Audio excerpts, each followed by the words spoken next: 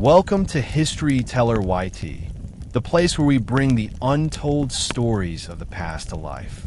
Today, we take you on a journey deep into the rivers, forests, and mountains of Mindanao, where a resilient people, the Subanen, lived long before foreign empires cast their shadows across the Philippines. This is not a story of grand castles, mighty armies, or dramatic battles in textbooks. This is a story of survival, strategy, and the quiet, unyielding power of a culture that refused to be erased. Imagine rivers like silver threads winding through lush forests, communities moving silently in narrow dugout canoes, and fields where rice, corn, and root crops flourished under careful stewardship. Every village was guided by the timuay, a chief whose wisdom and fairness earned respect, and the balian, a shaman who maintained harmony between the physical world and the spirits of ancestors. Here, life, work, and spirituality were inseparable. Festivals like the Bucklog transformed the earth itself into a living platform of cultural identity, a drumbeat connecting generations to their ancestors and the land. It was into this thriving world that the Spanish arrived in the 16th century. Missionaries, forts, and colonial ambitions met a people who were not easily subdued. From the uprising at Sayacon to hidden dances in the forests of Misamis, the Subanen resisted through movement, cultural preservation, and spiritual resilience. Today, we unravel their story of courage, ingenuity, and endurance. A story that spans centuries but is often hidden in the shadows of history. So stay with us, because by the end of this journey, you'll understand how a people who never wielded swords in open field battles could still triumph through survival, strategy, and unwavering cultural pride. As you listen, imagine what it would mean to live entirely at the mercy of rivers and forests. Yet turn those same rivers and forests into a fortress that no foreign empire could conquer. Imagine knowledge passed orally through epics, chants, and rituals, ensuring every child learned survival, ethics, and history without ever opening a book. Imagine leaders who balance strategy, diplomacy, and spirituality to protect their people. And imagine a community that could adapt, disappear, and re-emerge stronger, preserving their identity across centuries of colonial pressure. This story challenges our traditional ideas of resistance.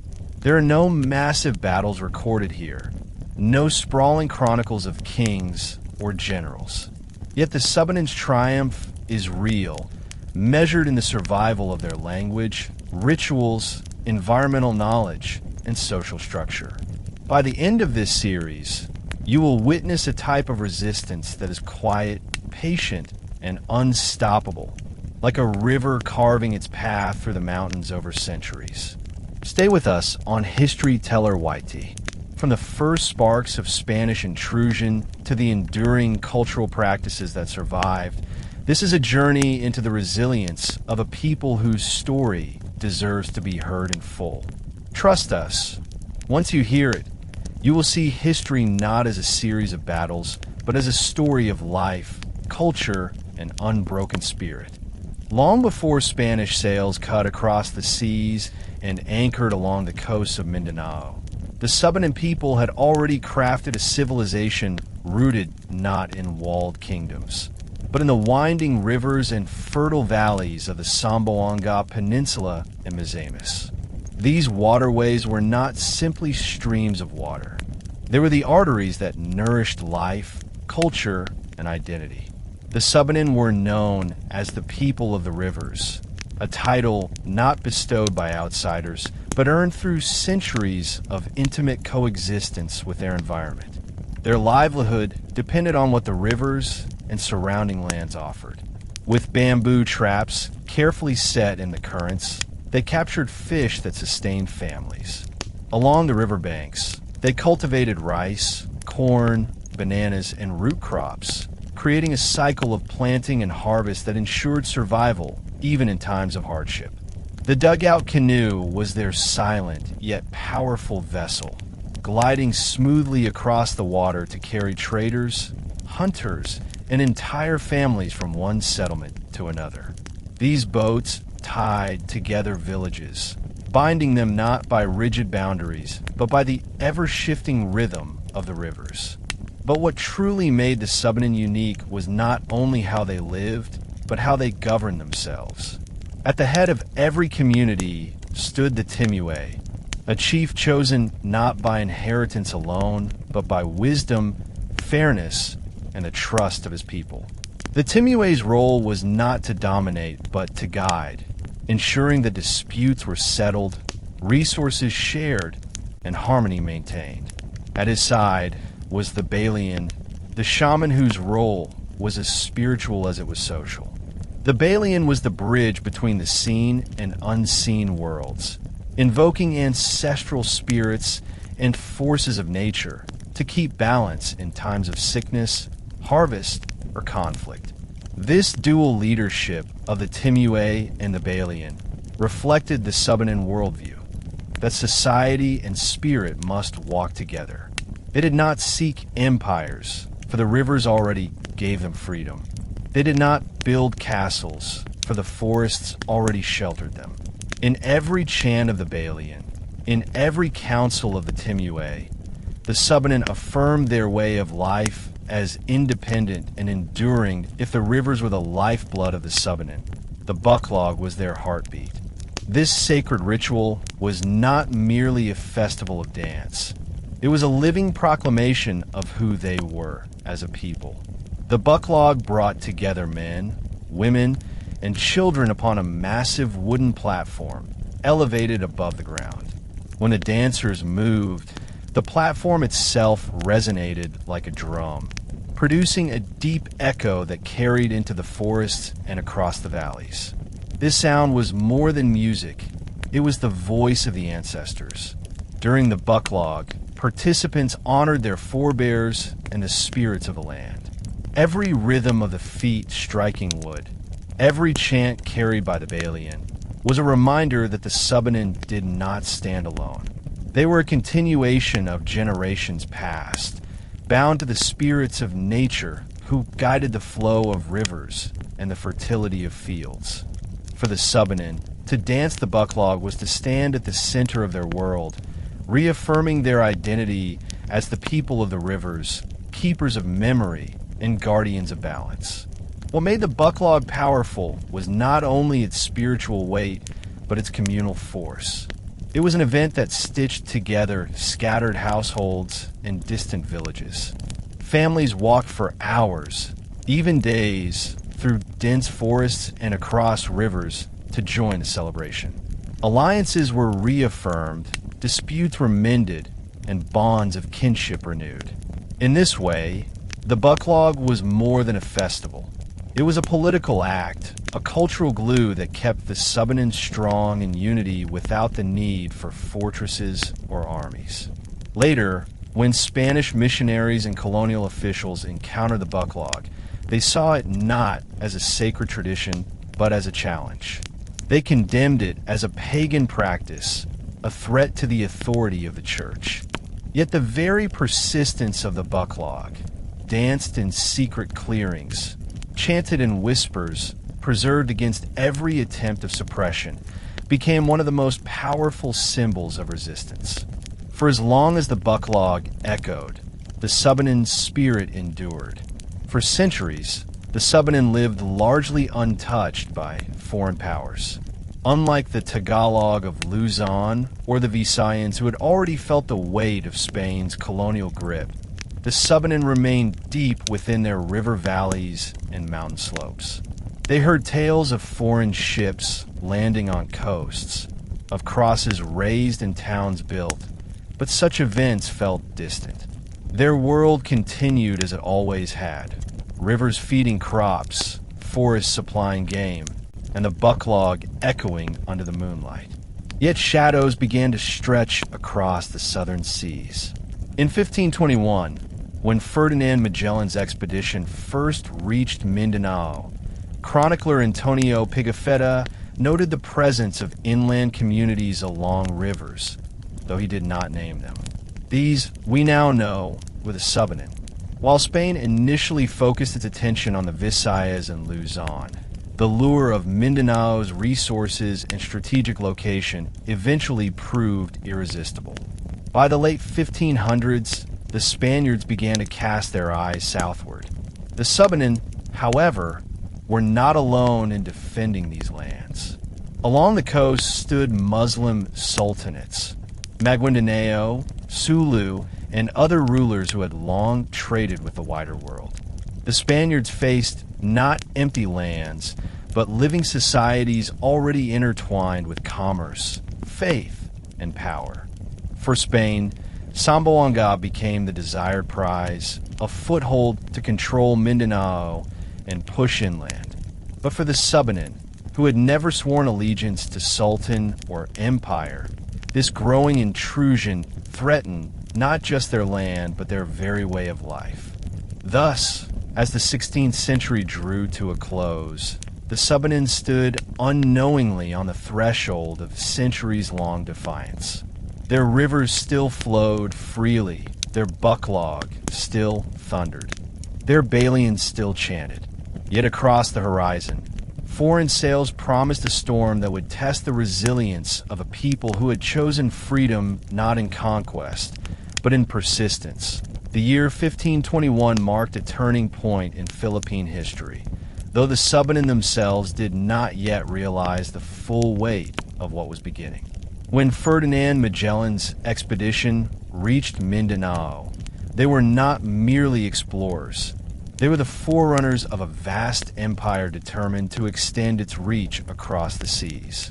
Chronicler Antonio Pigafetta described inland villages along the rivers, noting how the people lived dispersed rather than clustered in fortified towns. While he did not know their name, history tells us these were the Subanen. For the Spaniards, Mindanao was a land of opportunity. They saw its fertile valleys, abundant rivers, and strategic position between the Visayas and the rich trade routes of Borneo and the Moluccas. To them, Zamboanga was not merely another coastal region. It was the key to unlocking Mindanao and spreading both empire and faith deeper inland. Yet the Subanen did not see themselves as subjects waiting to be conquered. Their world was already whole. They had their timuay councils for governance, their balian to keep balance with unseen forces, and their bucklog to bind community together. In these early encounters, Spain did not yet press too hard. Their attention was focused on consolidating control in the Visayas and Luzon. But even then, missionaries and traders passing through Mindanao began sketching plans for how the region might be civilized and incorporated into the growing empire. To them, the Subanen were scattered, wild, and in need of order. To the Subanen, such judgments meant nothing. The rivers already gave them order, and the forests already gave them life. This clash of worldviews would simmer silently for decades, until it erupted into open defiance. By the late 1500s, Spanish ambitions began to spread southward with renewed energy. Zamboanga, jutting into the Sulu Sea, became a coveted stronghold. Whoever held Zamboanga controlled the gateway to Mindanao. Misamis, with its fertile valleys and proximity to Panguil Bay, was targeted as a site for fortification. To the empire, these were strategic lands waiting to be claimed. But to the Subanen, these were homelands already alive with memory, song, and ritual. The Spaniards were surprised to find resistance waiting for them, not only from the Muslim sultanates of Sulu and Maguindanao, but also from the Subanen in the interior. Muslim rulers commanded coastal trade routes, forging alliances with foreign merchants and seafarers. The Subanen, by contrast, controlled the lifeblood of the land, the inland rivers and valleys. Spain's attempt to insert itself meant facing two very different, but equally determined forces. The Subanen were not organized into large armies like the sultanates, but their strength lay elsewhere. They were dispersed, hard to locate, and deeply familiar with the terrain. Their independence was rooted not in walls but in mobility, where Spanish forts could anchor themselves along the coasts. The Subanen lived in valleys and forests beyond easy reach. Even when missionaries persuaded some families to accept baptism, many slipped quietly back to their scattered homes, leaving Spanish towns half empty. To Spain, this scattering was frustrating. To the Subanen, it was survival. Their refusal to gather into reductions, compact villages centered on churches, was their first great act of defiance. In the eyes of empire, they seemed elusive, disorganized, even weak. In truth, their movement was their strength, their shield against conquest. As the 16th century waned, Spain's determination to secure Mindanao grew sharper. They had tasted both success and resistance in other regions of the Philippines, and they carried with them the conviction that the Subanen would eventually submit just as others had. But they misunderstood the nature of the people of the rivers. Unlike kingdoms with palaces or walled towns, the Subanen had no central fortress to storm, no throne to topple.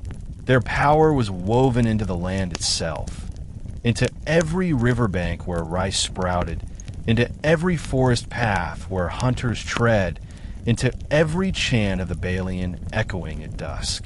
Spain's first real challenge came not in grand battles, but in subtle refusals.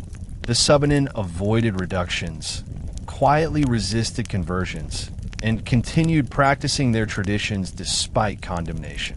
For every mission the Jesuits built, the Subanen answered with silence or flight. This silent defiance bewildered the colonizers. One priest lamented that after baptism, the Subanen vanished from our towns. But this vanishing was intentional. It was not weakness, it was strategy. By the dawn of the 1600s, the Spaniards had established a few fragile footholds in the region, but the Subanen still thrived in their rivers and valleys. The stage was set for open conflict, for the moment when foreign pressure would clash head-on with a people unwilling to be uprooted. That clash would come soon in Sayakon, where the Subanen would rise in fury and announce to the empire that their rivers were not to be bound. By the middle of the 17th century, the Spaniards were no longer content with distant observation. They sought to root themselves in Subanen lands, and in 1655, Jesuit missionaries made their way to Sayakon in northern Zamboanga. To the missionaries, this was fertile ground for spreading the faith. They came with crosses held high, carrying promises of salvation, peace, and the material gifts of empire. To the Subanen, the arrival was at first met with curiosity. The Jesuits distributed brightly colored beads, iron tools, salt, and cloth, items rare in the mountain settlements. Families accepted baptism, intrigued by the foreign ritual, but for them, conversion was not an abandonment of their world. It was another layer added to their lives, something to take advantage of without surrendering their identity. But the Jesuits demanded more. They insisted the Subanen abandon their scattered riverside homes and gather into a reduction, a compact village centered on church. For Spain, such reductions were essential to controlling a population. Once clustered, the people could be taxed, monitored, and instructed. But for the Subanen, to leave the rivers was to sever their lifeline. Their entire way of being was tied to the waterways, to fishing traps, rice paddies, and the flowing currents that bound communities together. To live away from the rivers, huddled in tight clusters, was to live in captivity. Suspicion grew quickly. The missionaries pressed harder, trying to mold Subanen life into the rigid patterns of colonial order. But the people resisted in silence. They continued planting along riverbanks, slipped away to the forests after baptism and whispered their chants in secret. The tension between Spanish insistence and Subanen independence tightened like a drawn bow, waiting only for a spark to release its fury. That spark would come the following year, in 1656, and it would set Sayakon ablaze. In 1656, the Subanen of Sayakon struck back. The Jesuits, led by Father Juan del Campo, had tried to bind the people to the mission village, demanding attendance at Mass, the abandonment of rituals, and submission to church authority. But the Subanen were not a people who could be caged. They were bound to rivers, to forests, to their ancestors. To live under constant surveillance within the reduction was unbearable. One night, fury erupted. Subanen warriors rose against the mission, their anger no longer silent. They killed Father Juan del Campo and set fire to the mission compound. The church, the houses, and the carefully laid plans of the missionaries went up in flames. The fire was not merely physical, it was symbolic. It declared to the empire that the Subanen would not accept captivity disguised as salvation. For the Spaniards, the destruction of the mission at Sayakon was a shock. They had underestimated the determination of the Subanen, mistaking silence for weakness. But that silence had only been a mask, hiding deep resentment. When the flames consumed Sayakon, they revealed a truth. The Subanen would rather destroy foreign intrusions than surrender their way of life. The Jesuits withdrew in haste, shaken and grieving. To them, the burning of Sayakon was a tragedy, proof of pagan stubbornness. To the Subanen, it was liberation. They returned to their scattered homes along rivers and forests, reclaiming their rhythm of life as though the mission had never existed. The rivers flowed as before, the bucklog echoed again, and the spirits were honored once more. The flames of Sayakon were the Subanen's first open resistance, a declaration that their freedom could not be bartered or broken. The uprising at Sayakon in 1656 was more than a single event. It was the first voice of Subanen resistance that would echo for centuries. The Spaniards had believed that a small inland mission could tame the people of the rivers. Instead, they learned that even without armies, fortresses, or cannons, the Subanen could defend their way of life with determination and fire.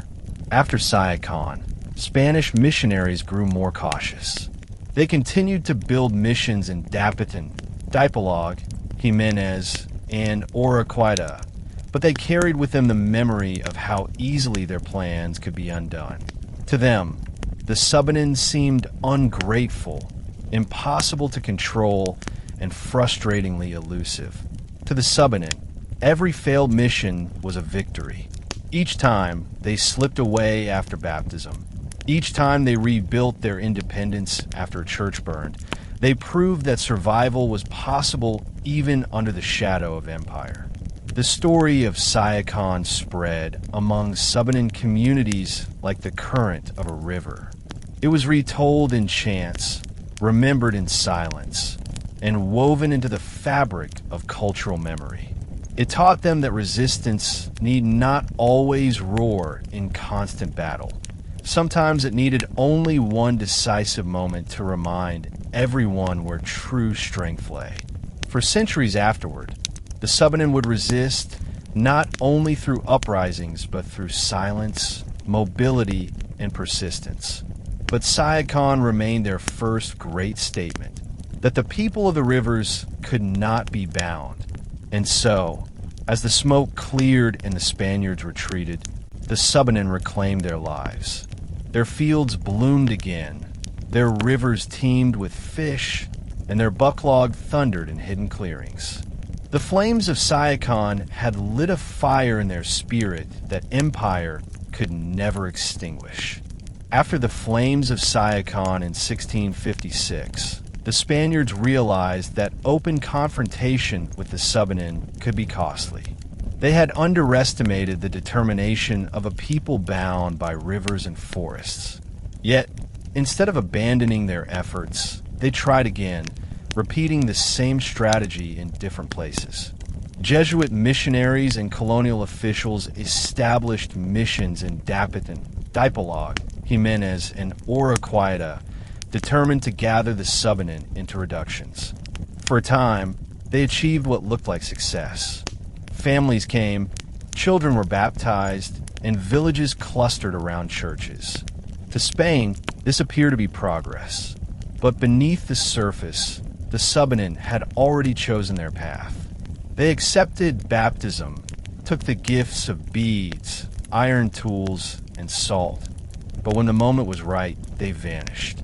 Families slipped quietly back into the forests, paddled their dugout canoes upriver, or rebuilt homes deep within the valleys.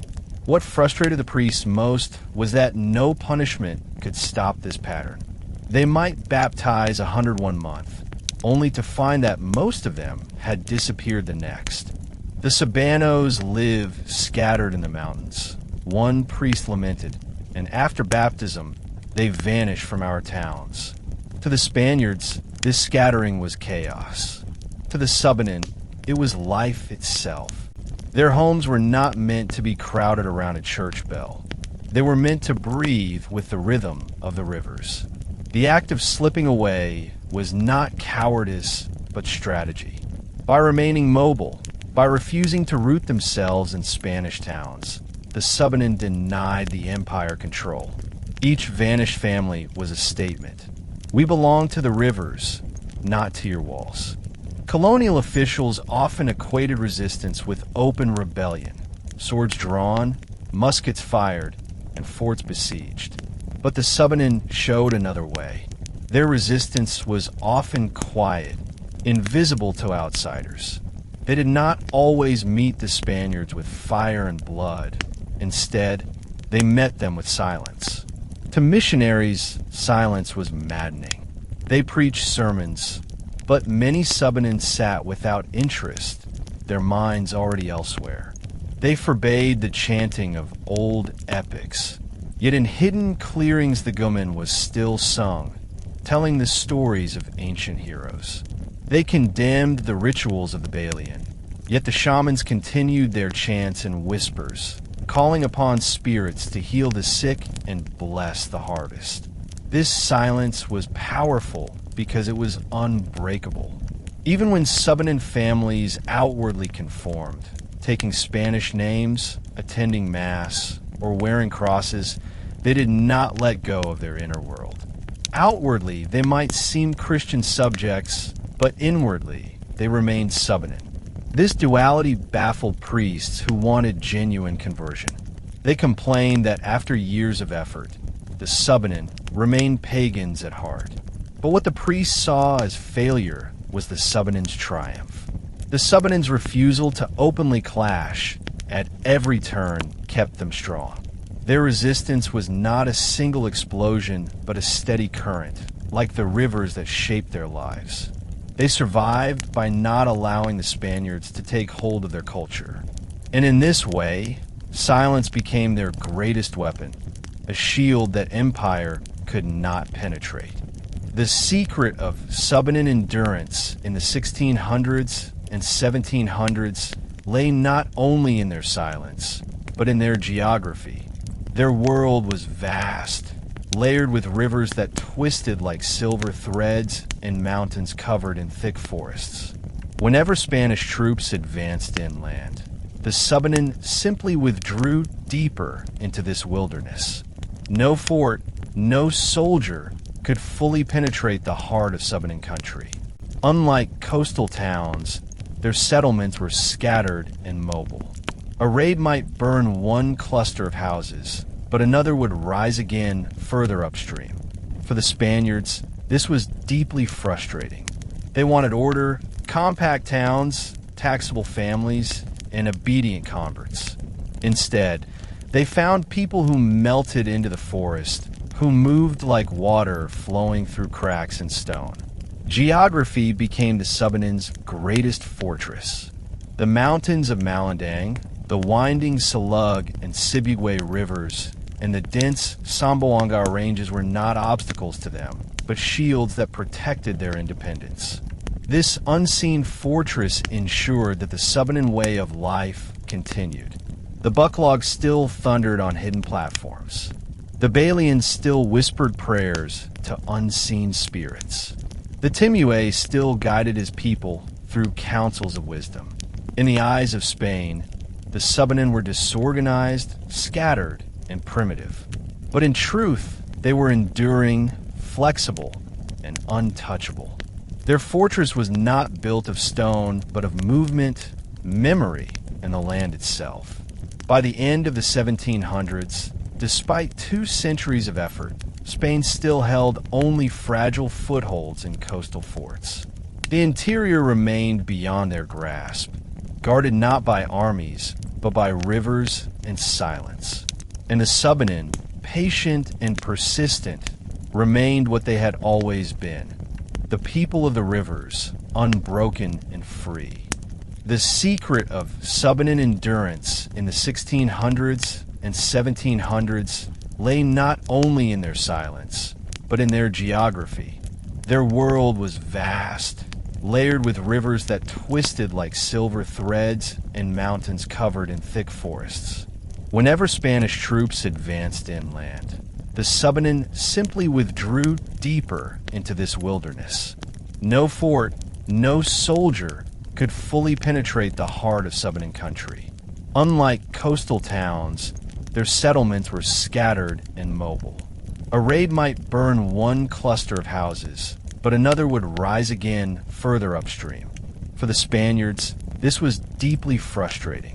They wanted order, compact towns, taxable families, and obedient converts. Instead, they found people who melted into the forest, who moved like water flowing through cracks in stone.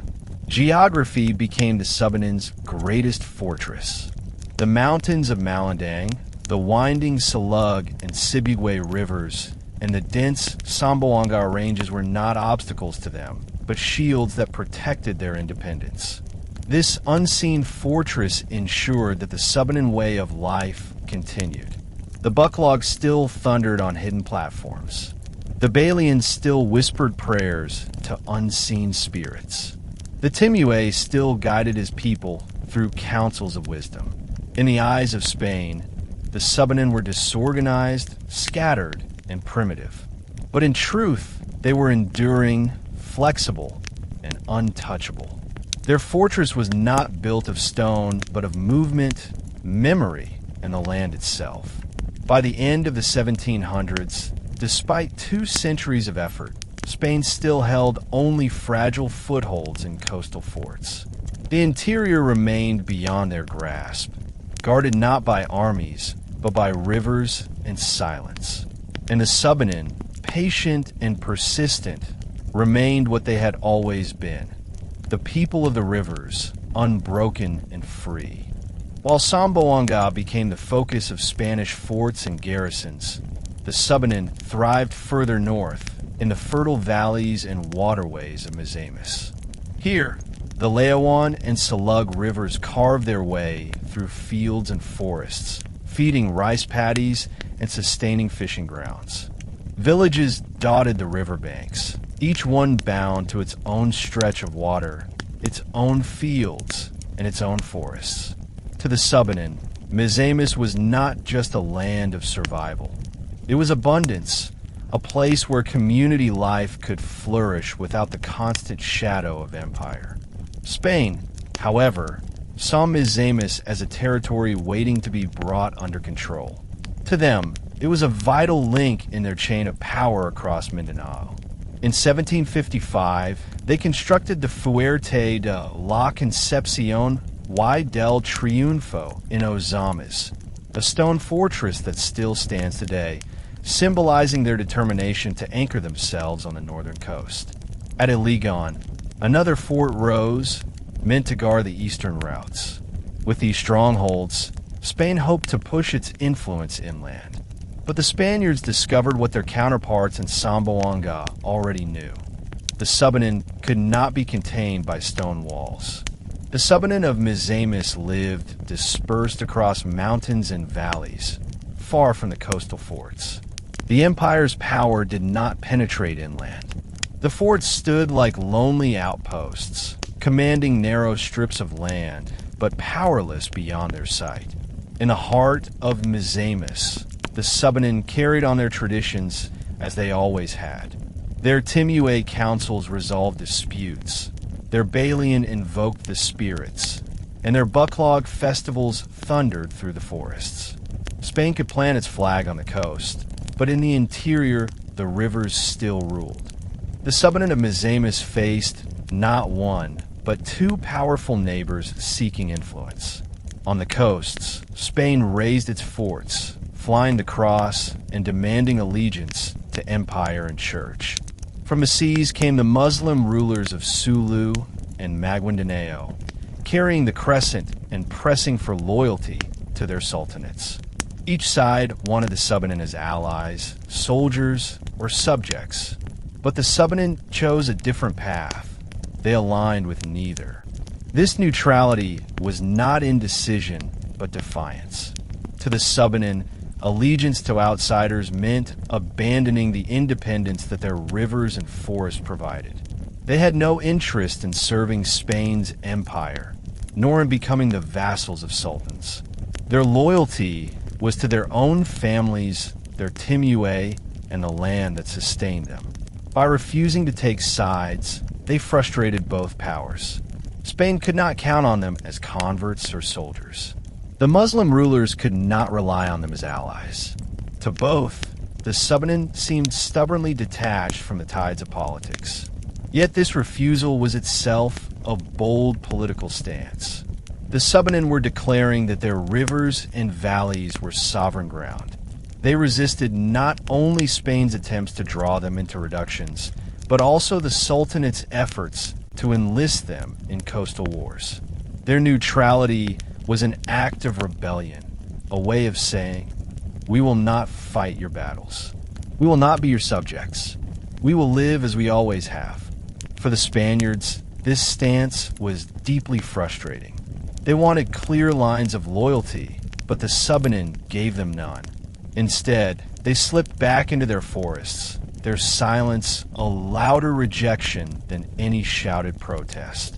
Despite forts, garrisons, and campaigns, Misamis remained Subanen country well into the 1800s. Spanish power clung only to the coasts, while inland, the people of the rivers thrived. Their endurance came not only from mobility and neutrality, but also from the depth of their culture. The bucklog continued to be danced in forest clearings, echoing with the sound of wooden feet. The Guman epic was still sung in long rhythmic chants, carrying memories of ancient heroes. The Balians still whispered prayers to spirits of rivers, forests, and ancestors. Spain denounced these practices as pagan and demonic, but condemnation did little to erase them. Outwardly, many Subanen took Spanish names and occasionally attended church services near the forts. Inwardly, they remained unchanged. They had learned to take what was useful from empire, iron tools, salt, clothing, while rejecting its attempt to claim their souls. This balance allowed them to survive without losing themselves. By the dawn of the 19th century, priests admitted with bitterness that the Subanen remained pagans at heart despite centuries of effort. But what they saw as failure was in truth the quiet triumph of the people of the rivers. The Subanen had not stormed forts or toppled generals, but they had preserved their autonomy, their culture, and their identity. In Misamis, their refusal to yield showed that resistance could take many forms, sometimes fiery, sometimes silent, but always persistent. And so, while Spain built forts of stone, the Subanen built fortresses of memory, silence, and the flowing rivers of Misamis. These fortresses would endure long after the cannons had rusted and the empire had faded. Spain's campaign in Mindanao was never only about forts, soldiers, or territory. It was equally, if not more, a war for the soul of the people. Missionaries came armed not just with muskets behind them, but with crosses, catechisms, and sermons. They declared that salvation could only be found in abandoning the old ways. The Bucklog was condemned as heathen, the Guman epic dismissed as pagan myth, and the balian denounced as a servant of the devil. To the Spaniards, these practices were obstacles that had to be uprooted. But to the Subanen, these rituals and stories were not superstitions to be cast aside. They were lifelines that bound the present to the past, people to ancestors, communities to rivers and forests. The Bucklog was not just a dance. It was a communal affirmation that their culture still lived. The Guman was not simply a story. It was the memory of heroes who had walked before them, proof that they belonged to a lineage of courage and endurance. The balian was not an enemy of God, but a protector, healer, and mediator who kept balance between human beings and the unseen world. The Spaniards thought they were fighting ignorance, but what they were truly fighting was identity. And identity is not so easily erased. Even when Subanen families accepted baptism, they carried their old beliefs with them. Many would attend church when pressed, but in the evenings they still gathered for chants and rituals. They might bow before a priest, but afterward, they would bow again before the spirits of the rivers and forests. This quiet persistence kept their soul intact, even under the shadow of empire. As Spanish influence grew stronger on the coasts, the Subanen adapted by carrying their traditions deeper into the wilderness. Rituals that had once been performed openly now moved to hidden clearings, beyond the sight of missionaries and soldiers. The Bucklog platform was raised in forest glades, and the sound of stamping feet echoed through trees instead of open fields. The balian continued their chants, calling upon spirits to heal sickness, to bless harvests, or to protect warriors, but they did so in secrecy, whispering prayers where once they had spoken loudly. The Guman epic was also preserved in this way. These long chants, which could last for hours or even days, told the stories of heroes who had faced trials, resisted enemies, and triumphed through wisdom or courage. Spanish priests dismissed them as pagan tales, but for the Subanen, they were reservoirs of strength. Every verse reminded them of who they were, and that survival was possible even against great odds. Children listened to these epics with wide eyes, learning not only the stories, but also the values embedded within them: courage, loyalty, and resistance against oppression. This act of preserving culture in secret was itself resistance. The Spaniards sought to erase, but the Subanen remembered. They sought to silence, but the Subanen sang. They sought to replace, but the Subanen adapted. Outwardly, many bore Spanish names, wore Spanish clothes, and even carried rosaries. Inwardly, they remained Subanen, carrying their identity like a fire hidden beneath ashes, ready to burn bright again when the time was right. One of the most remarkable aspects of Subanen resistance was their ability to selectively adapt. Unlike some peoples who were fully absorbed into colonial culture, the Subanen learned to take what was useful from the Spaniards while rejecting the rest. Iron tools made farming easier. Salt added flavor and preserved food. Cloth offered new ways of dressing. These things they accepted. But when it came to their beliefs, their rituals, and their sense of identity, they held firm. This balance confused and infuriated the missionaries. They could not understand how people who accepted Spanish goods and even baptism still clung to what the church called paganism. But this was precisely the genius of Subanen survival. They recognized that tools and materials could strengthen their daily lives, but they also knew that abandoning their culture would mean losing themselves. And so they walked a middle path, appearing outwardly to comply, while inwardly remaining unchanged. By the late 1700s and early 1800s, priests admitted defeat in exasperation. After 3 centuries, one lamented, they remained pagans at heart. What sounded like failure to Spain was victory to the Subanen. Their soul had survived intact. Their bucklog still echoed. Their balian still invoked the spirits. And their guman still carried the voices of ancestors. They had proven that culture could be stronger than conquest, and that survival itself was a form of triumph. In the end, it was not the forts of stone that endured, but the songs and rituals carried in memory. This was the heart of Subanen resistance, not only to live, but to live as themselves, unbroken and free. When the Spaniards tightened their grip on the coastal areas of Mindanao, they imagined it was only a matter of time before the inland tribes submitted. But they underestimated the land itself. For the Subanen, the mountains and forests of Zamboanga Peninsula were not obstacles to survival. They were allies, shields, and fortresses. The rugged terrain was thick with trees, winding rivers, and cliffs that could break even the most determined army. Soldiers who marched inland found themselves swallowed by heat, humidity, and endless green. The further they went, the weaker they became. The Subanen knew these lands like the lines of their palms. Every river bend, every hidden trail, every cave in the cliffs was part of their mental map. When Spanish patrols came, the Subanen disappeared into the forests, moving silently along paths invisible to outsiders. Food was gathered from the land itself. Roots, fruits, game, and fish from mountain streams. This ability to vanish and survive made it nearly impossible for the Spaniards to crush them. Even forts along the coast could not conquer what lay beyond. The land refused to surrender, and so did the people. The mountains were not only walls of stone and earth, they were living guardians.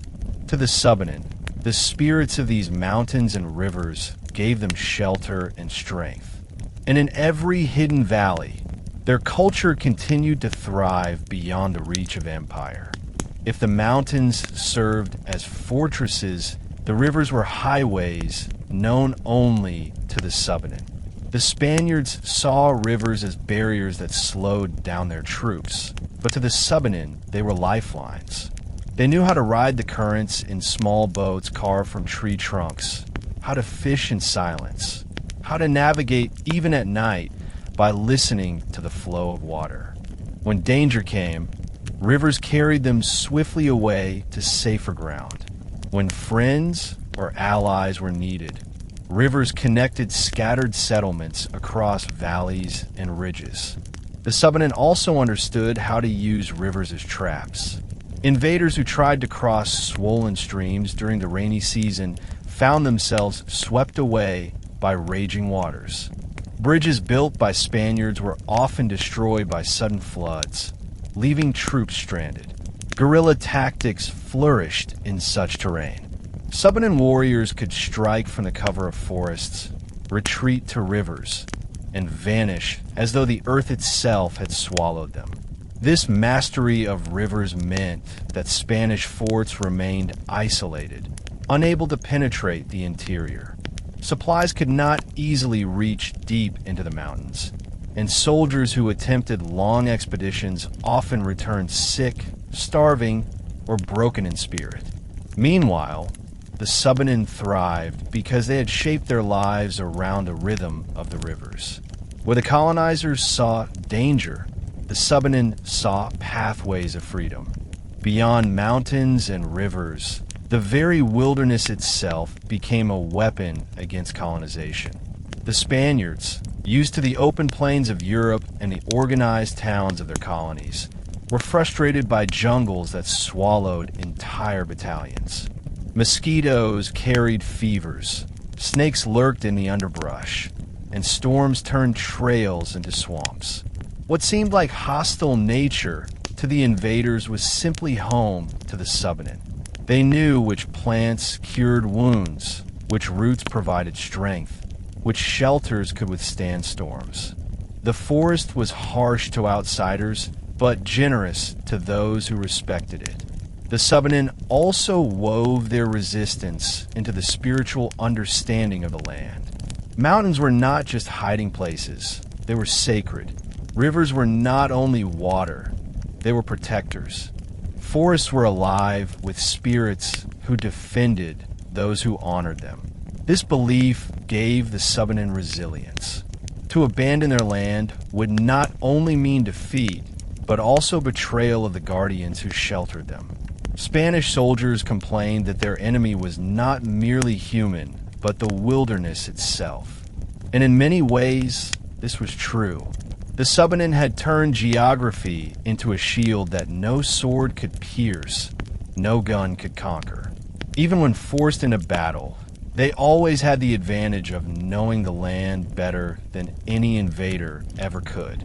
Thus, resistance was not only in weapons or warriors. It was in the rivers that carried them, the forests that hid them, and the mountains that embraced them. Geography was not just backdrop. It was their fortress, their ally, their victory. The Subanen lived mostly in the uplands, while many other groups in Mindanao stayed closer to the coasts. Because of this, their relationships with coastal communities were always mixed, sometimes friendly, sometimes tense. Trade was one reason they needed each other. The Subanen could bring forest products like rattan, honey, and resin, while coastal groups provided salt, cloth, and metal goods. These exchanges were necessary, but they also created risks. When Spanish garrisons settled along the coasts, they tried to use these trade routes to control the Subanen indirectly. Some coastal communities, pressured by the Spaniards, acted as intermediaries, offering gifts or promises in hopes of persuading the Subanen to accept Spanish authority. But the Subanen were cautious. They remembered stories of betrayal, where a friendly face at the shore led to soldiers marching up the rivers. For this reason, alliances with lowland groups were often fragile. Trust could be broken with one careless act. Still, not every connection was hostile. There were times when shared enemies united upland and coastal people. Raiding groups, for instance, could threaten both farmers in the mountains and fishers by the sea. In such cases, temporary alliances were made. Yet these bonds were never permanent. The Subanen valued independence above all, and so they preferred to keep outsiders, whether Spanish or coastal allies, at arm's length. In their worldview, safety lay not in powerful friends, but in the protection of their own land and spirits. While the Spanish were the main colonizers, the Subanen also faced pressure from Moro powers who dominated parts of Mindanao. For centuries, sultanates had controlled coastal trade networks, and they viewed the upland Subanen as outsiders. People who lived beyond their reach, but who could still be drawn into their influence. Sometimes, this took the form of tribute demands. Moro raiders would come inland, seizing goods or people, treating the Subanen as subjects rather than equals. These raids created deep scars in Subanen memory. Families would whisper of nights when warriors came suddenly, torches burning, shouts echoing, children carried away. Such experiences made the Subanen wary not only of Spaniards, but of other powers within Mindanao itself. They lived in a world where they had to defend their autonomy on multiple fronts. However, relationships were not always hostile. There are cases when Moro groups and Subanen communities formed alliances against the Spanish. After all, both had reasons to resist the colonial army. But these alliances were fragile and often temporary. While the Subanen sought freedom and protection of their land, the Moros often sought dominance and control of trade. Their goals did not always align. This tension added another layer of complexity to Subanen resistance. They were not only resisting foreign colonizers, but also navigating the pressures of powerful neighbors who might treat them as pawns. To survive, they relied once again on their geography, their independence, and their ability to avoid entanglement in outside struggles whenever possible. The Subanen learned that alliances, whether with coastal groups or Moro powers, carried heavy risks. Betrayal, exploitation, and unwanted obligations often followed such ties. So, many Subanen communities chose another path, strategic isolation. By retreating further into the mountains, by avoiding regular contact with outsiders, they kept control over their lives. This was not cowardice, it was wisdom. Isolation allowed them to preserve their traditions without interference. It also meant they could avoid being caught between warring forces. When Spaniards attacked coastal towns, when Moro raiders launched counterstrikes, the Subanen stayed hidden in the interior, watching from a distance. Their villages were far from the main highways of conquest, and this distance was itself a form of defense. But isolation was not complete. The Subanen knew they could not survive entirely without trade. Salt, metal, and cloth still had to come from outside.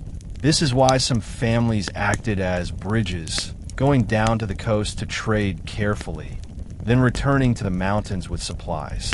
These exchanges were done with caution, always with escape routes ready.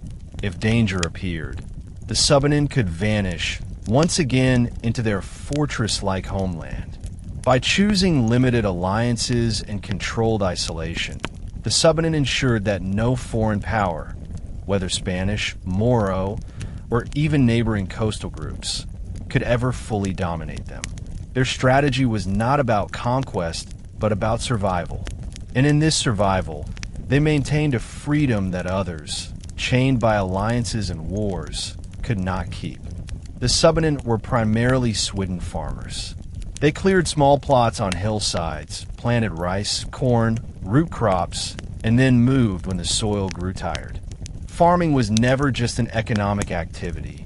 It was spiritual, communal, and tied to their identity. Yet under the constant shadow of invasion, farming became risky. A family could spend months preparing fields only to abandon them overnight if raiders or Spanish patrols approached. In such moments, survival outweighed harvest. The insecurity shaped their agricultural patterns. Instead of keeping large, permanent farms that could be easily discovered, they relied on scattered fields hidden in the forests. Some plots were deliberately far from their main settlements, so if enemies arrived, they would not find all the food in one place. This strategy meant harder labor, long walks to reach the fields, and smaller yields, but it ensured survival. The Subanen also developed food reserves. Crops like cassava were favored because they could be left underground, safe from raiders who might burn rice fields. Cassava was not the traditional staple, but during times of danger, it became a lifeline. Families passed down knowledge on which wild roots, fruits, and herbs could substitute when farms were abandoned. This fragile way of farming reflected the constant pressure of colonization. Every planting season carried the silent question, will we be able to harvest? And every harvest carried another. Will we be able to keep what we have grown? Despite the uncertainty, they continued because farming was not only about survival. It was a declaration that their life and culture would go on, even under threat. Subanen villages were built with mobility in mind. Houses stood on stilts, made of bamboo, wood, and nipa thatch, strong enough for daily living, yet simple enough to abandon if needed. A raid or Spanish patrol could force entire communities to disappear into the forest within hours, leaving behind only empty frames of huts. Outsiders often saw this as weakness, but for the Subanen, it was resilience. Inside these homes, life was vibrant despite the dangers. Families gathered around the fire at night, telling stories of ancestors and spirits. Children playing while elders reminded them to respect the land. The smell of smoked fish, roasted root crops, and herbs filled the air. Music was played with bamboo instruments, and dances celebrated the cycles of planting and harvest. Yet always, a silent tension lingered. Every sound from the forest could mean danger. Dogs were kept not only for hunting, but as early alarms. At night, some men slept lightly, ready to flee or fight.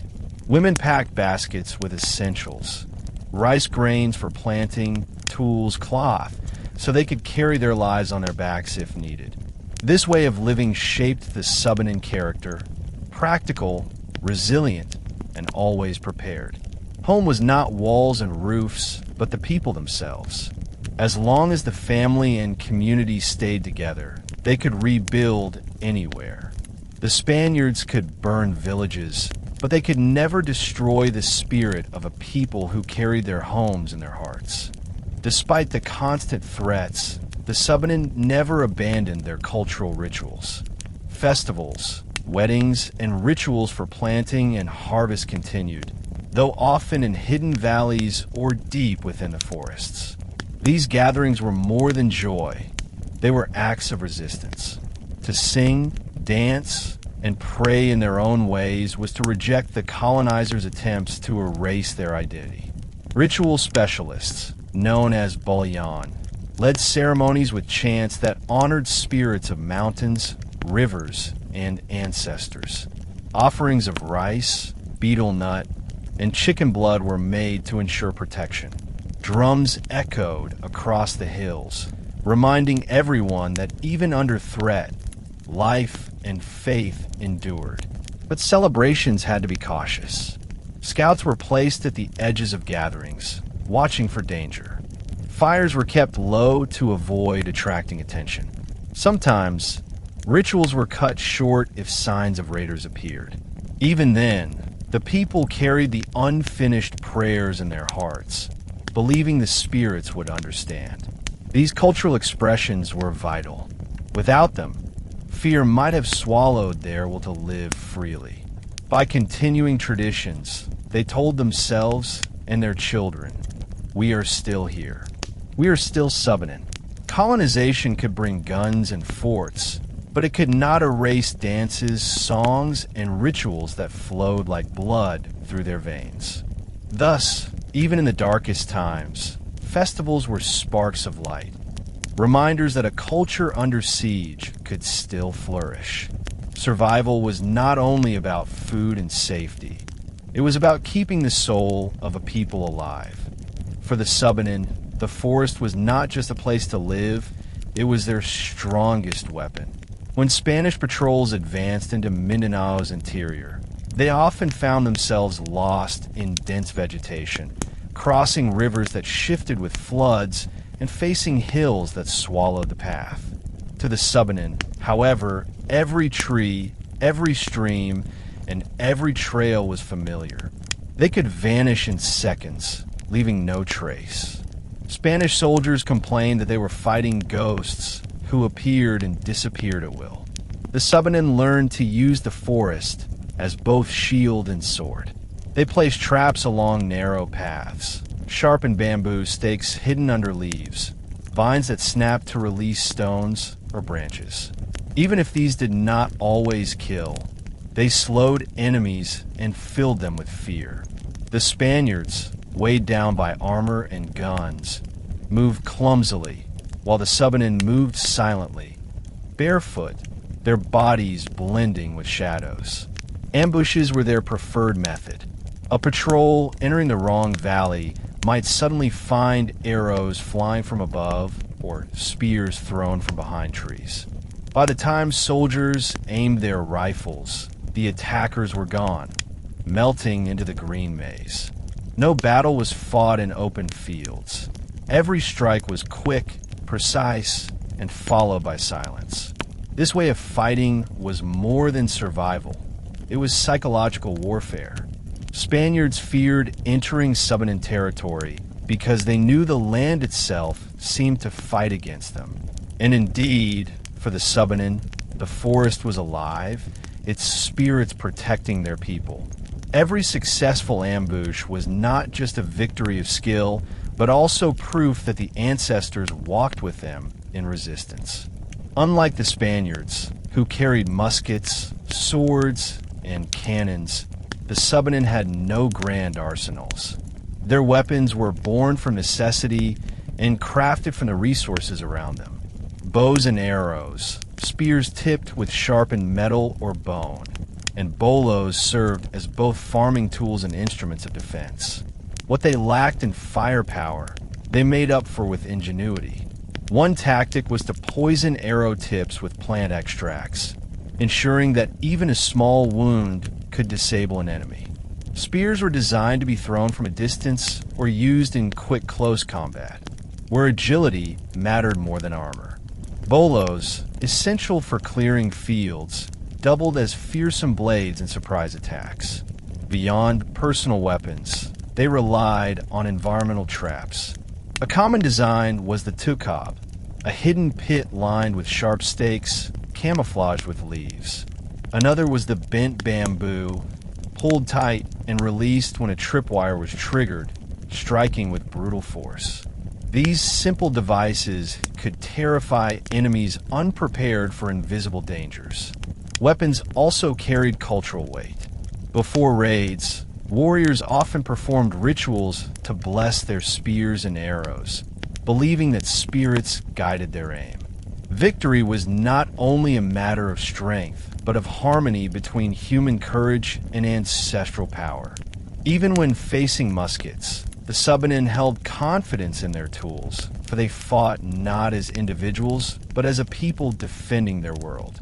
Thus, their weapons, humble yet effective, symbolized resilience.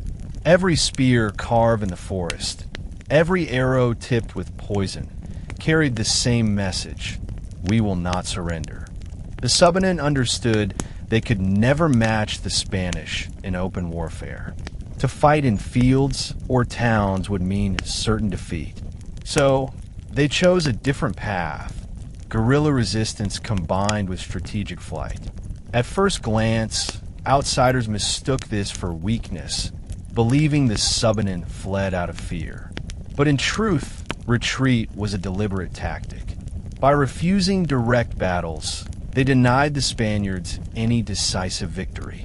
Villages would vanish before soldiers arrived, leaving behind empty huts and fields.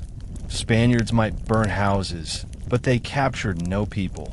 To the Subanen, this was victory, survival without submission. Once the patrols left, communities returned, rebuilt, and resumed life. This cycle frustrated the colonizers, who wasted resources chasing people who refused to be caught. When opportunities arose, the Subanen struck with ambushes. A supply line cut here, a messenger waylaid there, small actions that wore down larger forces. They targeted weak points rather than strongholds.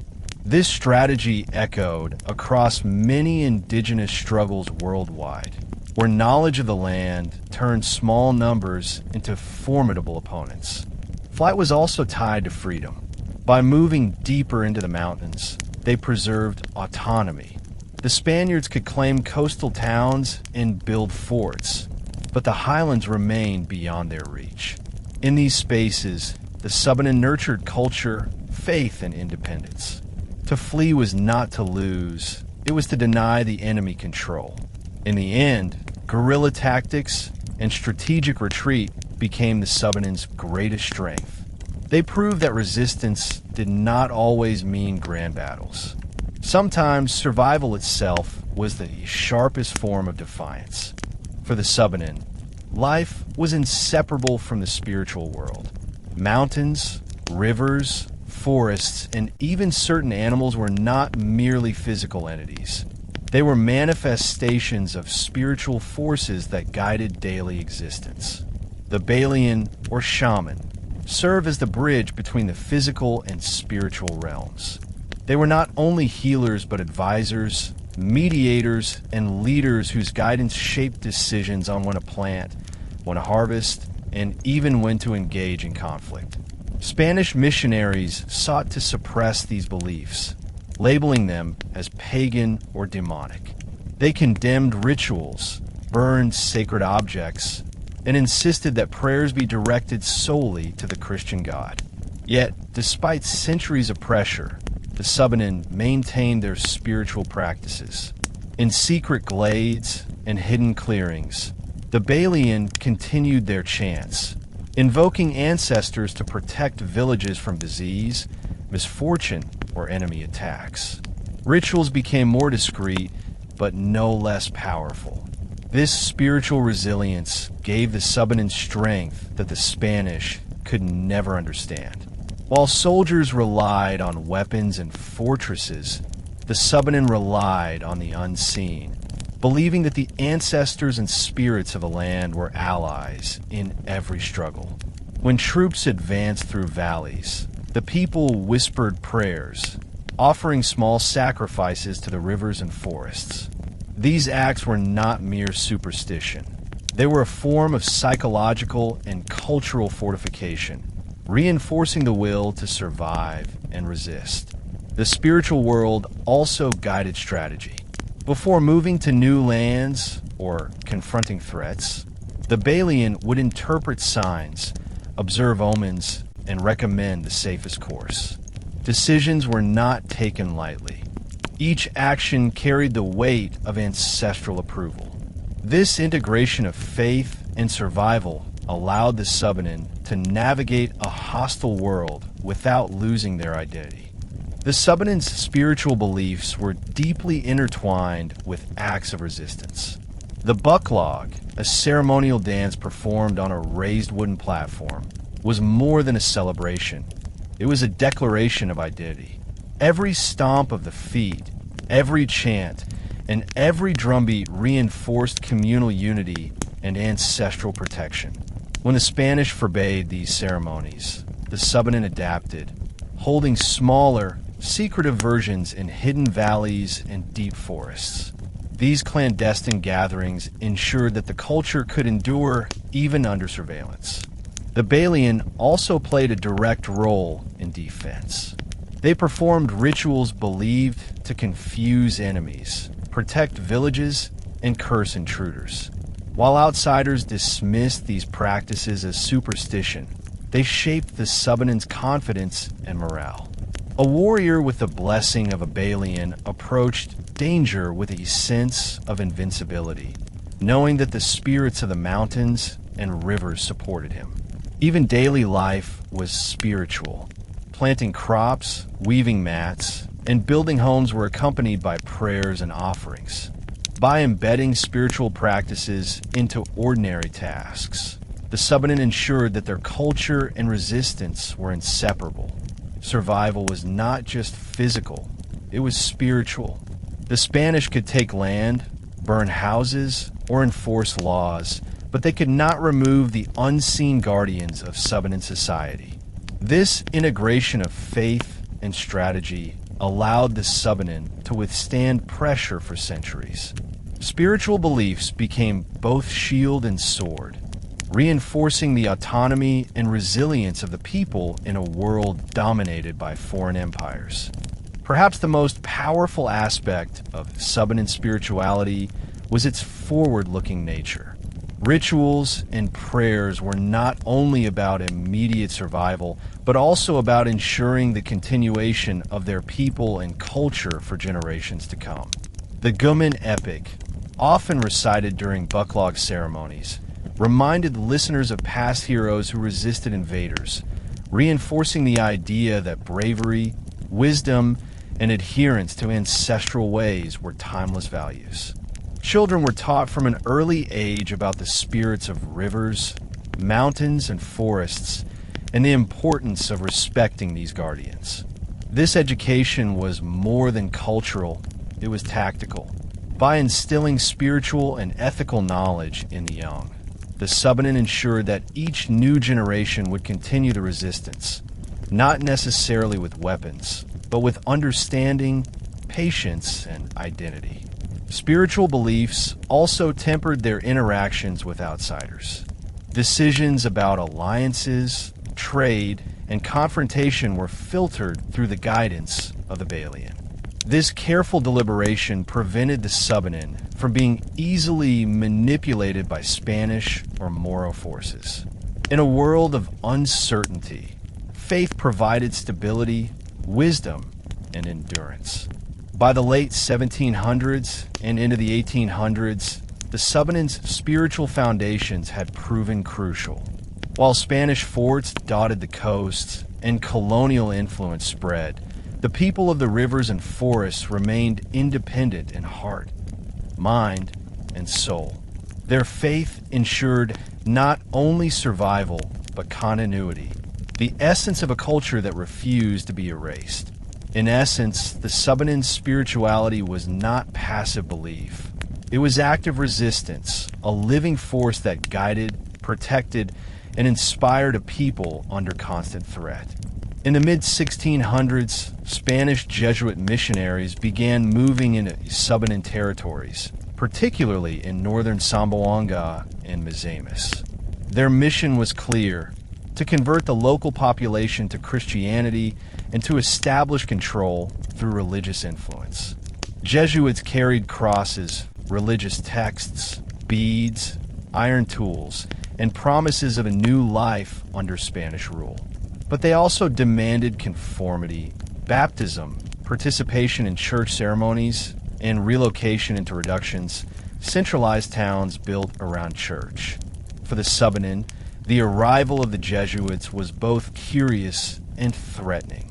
Some were intrigued by the gifts and tools, seeing practical benefits in adopting iron knives, beads, or cloth. But the deeper demands of the missionaries, abandoning their scattered homes, giving up ancestral rituals, and bowing to a foreign authority, were intolerable. The rivers and forests were their lifeblood, their identity, and their freedom. To leave them was, in Subanen eyes, a form of captivity. Early interactions were marked by tension. While some families accepted baptism, they did so selectively, often returning to their traditional practices in secret. Jesuits documented these conversions as successes, but in reality, the Subanen were using the process strategically. They could take material benefits without surrendering their culture. This pattern, accepting gifts or baptism, then quietly returning to the forest, would frustrate missionaries for generations, illustrating the Subanen's deep understanding of negotiation and resistance. The tension between Subanen autonomy and Spanish demands erupted in 1656 at Sayakon. Jesuits had established a mission there, baptizing dozens of families and attempting to gather them into a reduction. The Subanen, unwilling to abandon the rivers and valleys, rebelled. They attacked the mission, killed Father Juan del Campo, and set the buildings on fire. This was the first open revolt against Spanish colonization by the Subanen, and it marked a turning point in their approach to missions. The Sayakon uprising demonstrated a principle that would define Subanen resistance for centuries. When direct threats to freedom arose, they would respond decisively. Unlike open battles in plains or towns, this revolt was swift and targeted, striking where the Spanish authority was vulnerable. The missionaries were forced to retreat, leaving the Subanen free to reclaim their rivers and forests. Afterward, Jesuits attempted to return, establishing missions in Dapitan, Dipolog, Jimenez, and Oroquia. Each time, the pattern repeated. Families might engage with the missionaries, receive gifts, and even accept baptism. But when it became clear that the church demanded permanent settlement and abandonment of ancestral ways, many simply vanished. This vanishing was both literal and symbolic, a rejection of colonial control, a declaration that their allegiance belonged to their rivers, forests, and communities rather than to foreign powers. The Subanen's approach to the Jesuits was not blind hostility. It was careful calculation. They weighed benefits against threats, accepting what served survival and resisting what threatened their autonomy. This balance between engagement and defiance became a hallmark of their interaction with Spanish missions. Spanish priests documented their frustration over the Subanen's elusive behavior. One lamented that after decades of missionary work, the people remained pagans at heart. Jesuits could not understand that acceptance of baptism did not equal submission. The Subanen had learned to navigate colonial pressures with subtlety, taking only what benefited their daily life, while safeguarding their cultural and spiritual core. This adaptation was multi-layered, outwardly compliant. Many Subanen wore Spanish names, participated in occasional church rituals, or accepted tools and gifts. Inwardly, however, they maintained the bucklog, sung the Guman epics, and sought the guidance of the balian. Even if the priests saw compliance, the people retained freedom of thought, movement, and culture. Over time, missionaries began to recognize that they could not force total assimilation. Their efforts were limited to the fringes, coastal settlements, reductions, and temporary villages. The interior remained largely beyond reach. This reality highlighted the unique strength of Subanen resistance. It was not expressed only in weapons or war, but in cultural preservation, mobility, and spiritual continuity. Interactions with missions became a dance of negotiation, compromise, and quiet defiance. Subanen families navigated this complex relationship with skill, ensuring that Spanish influence could not penetrate the heart of their communities. By managing engagement carefully, they retained autonomy while selectively benefiting from European material goods. In essence, their relationship with Spanish missions was both a challenge and a tool, a testament to their strategic resilience. Spanish priests documented their frustration over the Subanen's elusive behavior. One lamented that after decades of missionary work, the people remained pagans at heart. Jesuits could not understand that acceptance of baptism did not equal submission. The Subanen had learned to navigate colonial pressures with subtlety, taking only what benefited their daily life, while safeguarding their cultural and spiritual core. This adaptation was multi-layered, outwardly compliant. Many Subanen wore Spanish names, participated in occasional church rituals, or accepted tools and gifts. Inwardly, however, they maintained the bucklog, sung the Guman epics, and sought the guidance of the balian. Even if the priests saw compliance, the people retained freedom of thought, movement, and culture. Over time, missionaries began to recognize that they could not force total assimilation. Their efforts were limited to the fringes, coastal settlements, reductions, and temporary villages. The interior remained largely beyond reach. This reality highlighted the unique strength of Subanen resistance. It was not expressed only in weapons or war, but in cultural preservation, mobility, and spiritual continuity. Interactions with missions became a dance of negotiation, compromise, and quiet defiance. Subanen families navigated this complex relationship with skill, ensuring that Spanish influence could not penetrate the heart of their communities. By managing engagement carefully, they retained autonomy while selectively benefiting from European material goods. In essence, their relationship with Spanish missions was both a challenge and a tool, a testament to their strategic resilience. The Subanen were never a kingdom ruled by kings or centralized authority. Instead, their society was organized around smaller communities, each guided by a timuay or chief. The timuay was not a dictator, but a leader whose authority rested on wisdom, experience, and the trust of the people. Decisions were often made collectively, with consultation from elders and input from warriors, farmers, and spiritual leaders. The timuay's responsibilities extended across many facets of life. He resolved disputes, oversaw the allocation of land and resources, coordinated collective labor for planting or building, and led the community in matters of defense. In times of conflict with outsiders, the timuay became the strategist, deciding when to retreat, when to negotiate, and when to engage in ambush. His authority was recognized not because of coercion, but because the people trusted that he would act in the best interest of the community.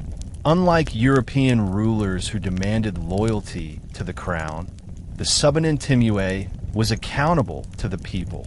If he failed to protect the community, if he acted against collective interest, his leadership could be challenged. This system reinforced a sense of responsibility and mutual dependence, making governance flexible yet effective. The timuay's guidance was especially critical when Spanish missionaries or soldiers appeared, as he had to balance engagement and resistance, protecting the autonomy of the people while navigating pressures from powerful outsiders. Through this structure, the Subanen maintained cohesion despite living in scattered, mobile settlements. The timuay's authority ensured that even dispersed families acted collectively when needed, coordinating agricultural work, spiritual ceremonies, and defense strategies without ever centralizing the population in ways that would make them vulnerable to Spanish control. While the timuay managed social and political matters, the balian guided spiritual and moral dimensions. The balian's role was multifaceted: healer, prophet, ritual leader, and advisor. Their knowledge of medicinal plants, ancestral rituals, and spiritual practices made them indispensable in everyday life. When illness struck, the balian diagnosed and treated using herbs, chants, and spiritual interventions. When a village faced danger, the balian interpreted omens, advised on timing, and invoked protective rituals. Spanish missionaries sought to suppress the balian, branding them as servants of the devil. Churches condemned their rituals, often punishing those who followed the old ways. Yet the Subanen continued to honor their spiritual leaders, frequently seeking the balian's guidance alongside any engagement with Spanish authorities. The balance between the timuay and the balian created a dual system of governance, one focused on worldly matters, the other on spiritual continuity. Together, they ensured that the community could respond to external threats while remaining rooted in tradition. Balian authority was particularly important during times of conflict. Before a raid, the balian would bless the warriors, perform protective rituals, and provide guidance based on ancestral wisdom. This not only boosted morale, but reinforced the belief that the land, rivers, and ancestors were allies. Unlike the Spanish system, where spiritual and temporal power were centralized in the clergy and crown, Subanen governance was participatory and deeply interconnected with the natural and spiritual world. The collaboration between timuay and balian created resilience. Even when facing outside pressures, the Subanen could make rapid, informed decisions that balanced survival, cultural preservation, and spiritual adherence. It was a system that allowed dispersed communities to act in unison when necessary, while remaining elusive and independent. Decision-making among the Subanen often relied on councils and consensus.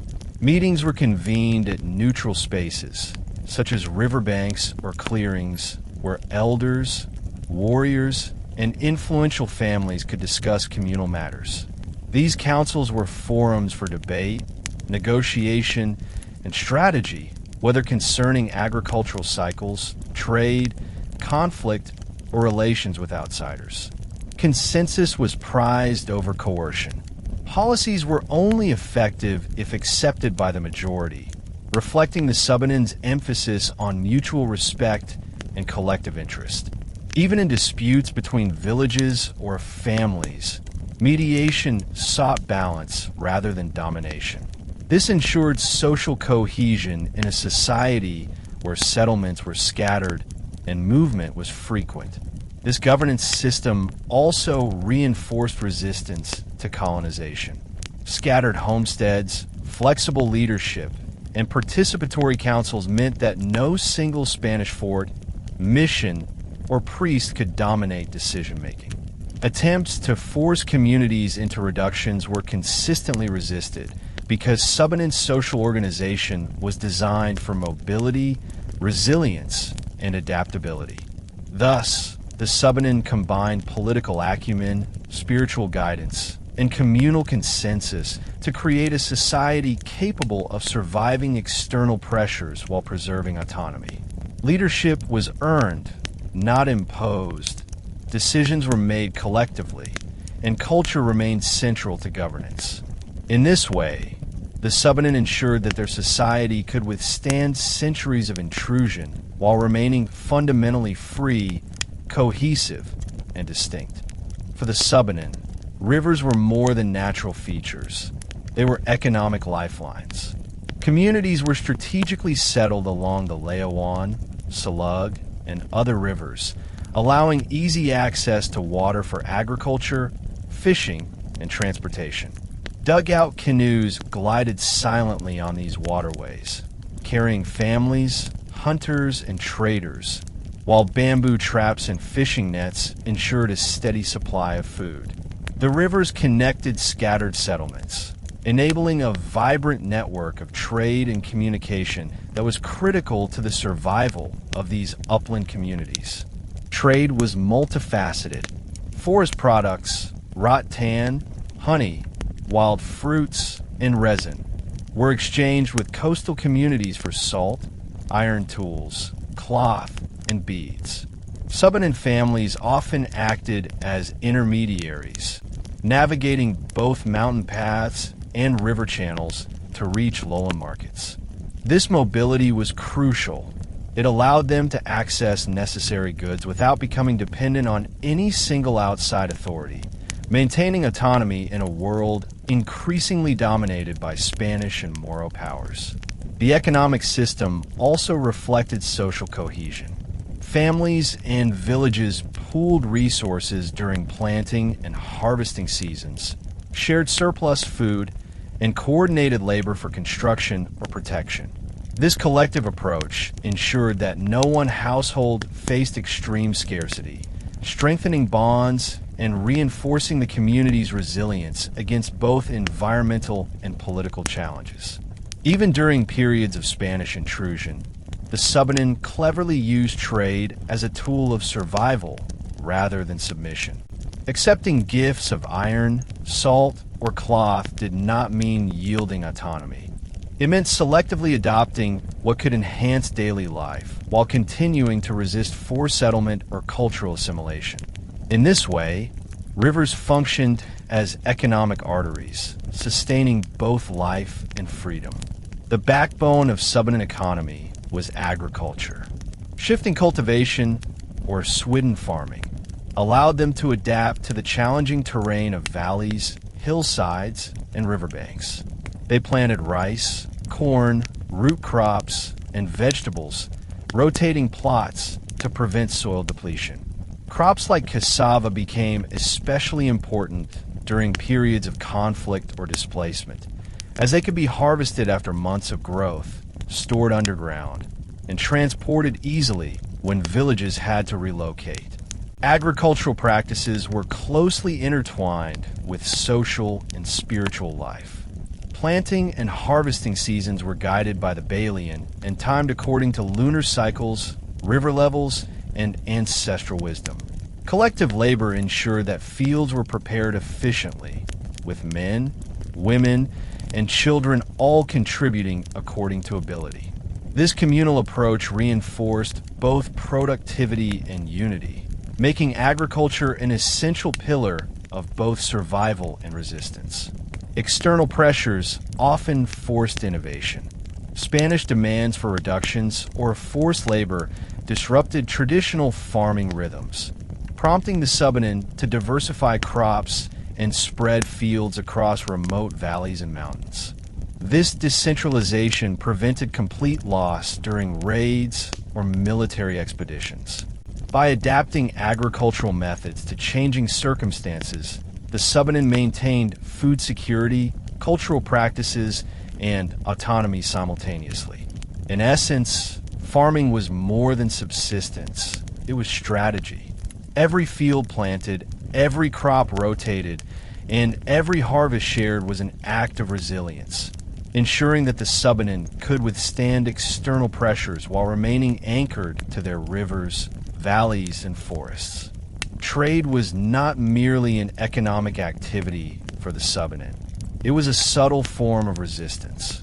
By engaging selectively with Spanish, Moro, or coastal merchants, they maintained access to critical resources while preventing full integration into colonial systems. Iron tools, salt, and cloth could enhance daily life, but the Subanen ensured that these exchanges did not compromise independence. Trade routes were carefully chosen, seasonal, and flexible, allowing families to disappear into forests if danger approached. Subanen trade networks were remarkably sophisticated. Canoes allowed rapid transport along rivers, while mountain trails enabled contact with distant villages. This mobility allowed Subanen communities to respond to changing conditions, avoiding Spanish patrols, accessing needed goods, and supporting allies without establishing permanent, vulnerable settlements. Economic strategy, therefore, was inseparable from survival strategy. Even small items carried symbolic weight. Beads, iron, and cloth were often distributed within communities to strengthen ties, reward labor, or honor agreements. By controlling both production and distribution, the Subanen ensured that economic activity reinforced social cohesion and cultural continuity. Trade became an instrument to support resilience, autonomy, and strategic mobility, proof that the Subanen could navigate the colonial world without surrendering their identity. Through rivers, forests, and valleys, the Subanen economy sustained life, culture, and resistance. Trade and agriculture were not passive responses to colonial pressures, but deliberate strategies designed to preserve freedom, identity, and community cohesion across centuries of uncertainty. Among the Subanen, education was not institutionalized in the sense of formal schools. It was embedded in daily life and social interaction. Knowledge was passed from elders to children, from parents to sons and daughters, and from the balian to apprentices. Lessons were practical, spiritual, and ethical, ensuring that the next generation was prepared for life in the forests, rivers, and mountains. Children learned the skills of hunting, fishing, farming, and crafting from a young age. They observed elders as they built homes, set traps, and navigated the rivers, gradually acquiring both technical skills and cultural values. Beyond practical knowledge, education encompassed spirituality and oral history. Epics like the Guman were recited in long, rhythmic chants, teaching not only heroic narratives, but also moral lessons, strategic thinking, and ancestral wisdom. Each story reinforced community identity and continuity.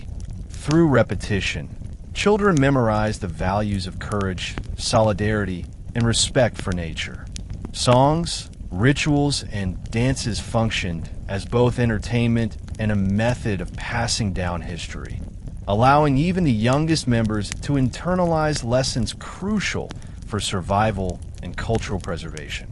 Spanish missionaries attempted to supplant this system with formal religious instruction, encouraging children to attend churches, learn catechisms, and adopt Western customs. Yet the Subanen skillfully integrated only what was necessary for daily life, while continuing to prioritize their indigenous modes of knowledge transmission. This selective adoption ensured that children were equipped to survive and thrive under colonial pressures without losing the cultural tools that had sustained their people for generations. In Subanen society, specialized skills were transmitted through apprenticeship. Young men who showed interest in hunting, crafting, or warfare were taken under the guidance of experienced elders. These apprentices learned tracking, archery, spear making, and canoe navigation through hands-on practice. Young women, meanwhile, were instructed in weaving, cooking, herbal medicine, and household management. Education was therefore holistic, encompassing both the technical and social skills required for adult life.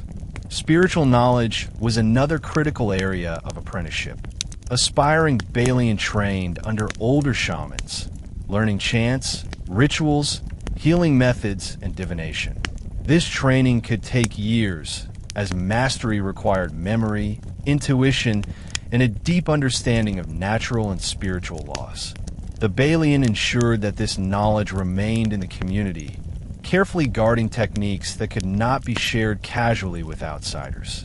The secrecy of this education became a protective measure, safeguarding cultural integrity even in the face of Spanish interference. Additionally, knowledge of geography, climate patterns, river systems, and forest resources was systematically taught. Young Subanen were trained to recognize edible plants, medicinal herbs, and potential threats from animals or human intruders. This environmental literacy was essential for survival in a landscape where mobility and adaptability determined life or death. In effect, education was inseparable from the broader resistance strategy, preparing the next generation to navigate challenges without surrendering independence. The Subanen preserved history and knowledge through oral tradition rather than written records. This approach ensured flexibility, adaptability, and resilience. Stories of past resistance, uprisings such as Sayacon, encounters with Spanish missions, and experiences with Moro raiders were all recounted during festivals, communal gatherings, and family storytelling sessions. These narratives were more than entertainment. They were repositories of tactical knowledge, moral guidance, and ancestral memory. Oral histories taught practical lessons about geography, conflict, and negotiation. A story about an ambush along a river, for example, might illustrate both the risks of overconfidence and strategies for camouflage, escape, or retaliation. Tales of heroic ancestors inspired courage and reinforced cultural values, providing role models for children to emulate. Every chant, epic, or narrative reinforced social cohesion, ensuring that dispersed communities remained connected through shared memory. Spanish missionaries attempted to replace these oral traditions with written texts and European historiography, but the Subanen remained adaptive. Even when external pressures sought to erase indigenous narratives, oral history endured. By embedding historical knowledge in performance, ritual, and song, the Subanen ensured that education, identity, and resistance were inseparable. Children learned not only how to survive, but why survival mattered, giving them a sense of purpose and continuity that could not be taken by foreign powers. Through oral tradition, apprenticeship, and daily practice, the Subanen transmitted knowledge across generations. Their educational system was decentralized, practical, and deeply cultural, enabling the community to resist colonization without losing its identity or autonomy. The Subanen did not maintain a standing army in the European sense, but their society was highly organized for defense. Each village, guided by the timuay and advised by the balian, maintained a flexible network of warriors drawn from able-bodied men of the community. Leadership was situational. While the timuay provided strategic direction and coordination, local groups could act independently when threats appeared. This decentralized system allowed the Subanen to respond quickly to incursions, using intimate knowledge of terrain and rivers to their advantage. Defense was a collective responsibility. Women, children, and elders were not passive observers, but contributed actively. Women prepared provisions, maintained supplies of food and water, and assisted in transporting materials during emergencies. Children learned to scout, warn of approaching danger, and carry messages between scattered homesteads. Elders shared knowledge of river routes, forest paths, and potential ambush sites, ensuring that even dispersed communities could respond cohesively. The Subanen also relied on early warning systems. Scouts were stationed at strategic points along riverbanks and hilltops, using signals such as smoke, drum beats, or raised bamboo flags to alert villages of approaching enemies. These communication networks allowed rapid mobilization, enabling warriors to assemble or retreat before Spanish forces or Moro raiders arrived. Unlike the rigid, predictable formations of colonial troops, the Subanen's defensive organization was adaptable, fluid, and nearly invisible to outsiders. By combining leadership, community participation, and intelligence networks, the Subanen created a defense system that maximized the advantages of mobility, local knowledge, and collective action. Their approach to defense was not just about winning battles. It was about survival, autonomy, and preserving the cultural integrity of the people in the face of persistent external threats.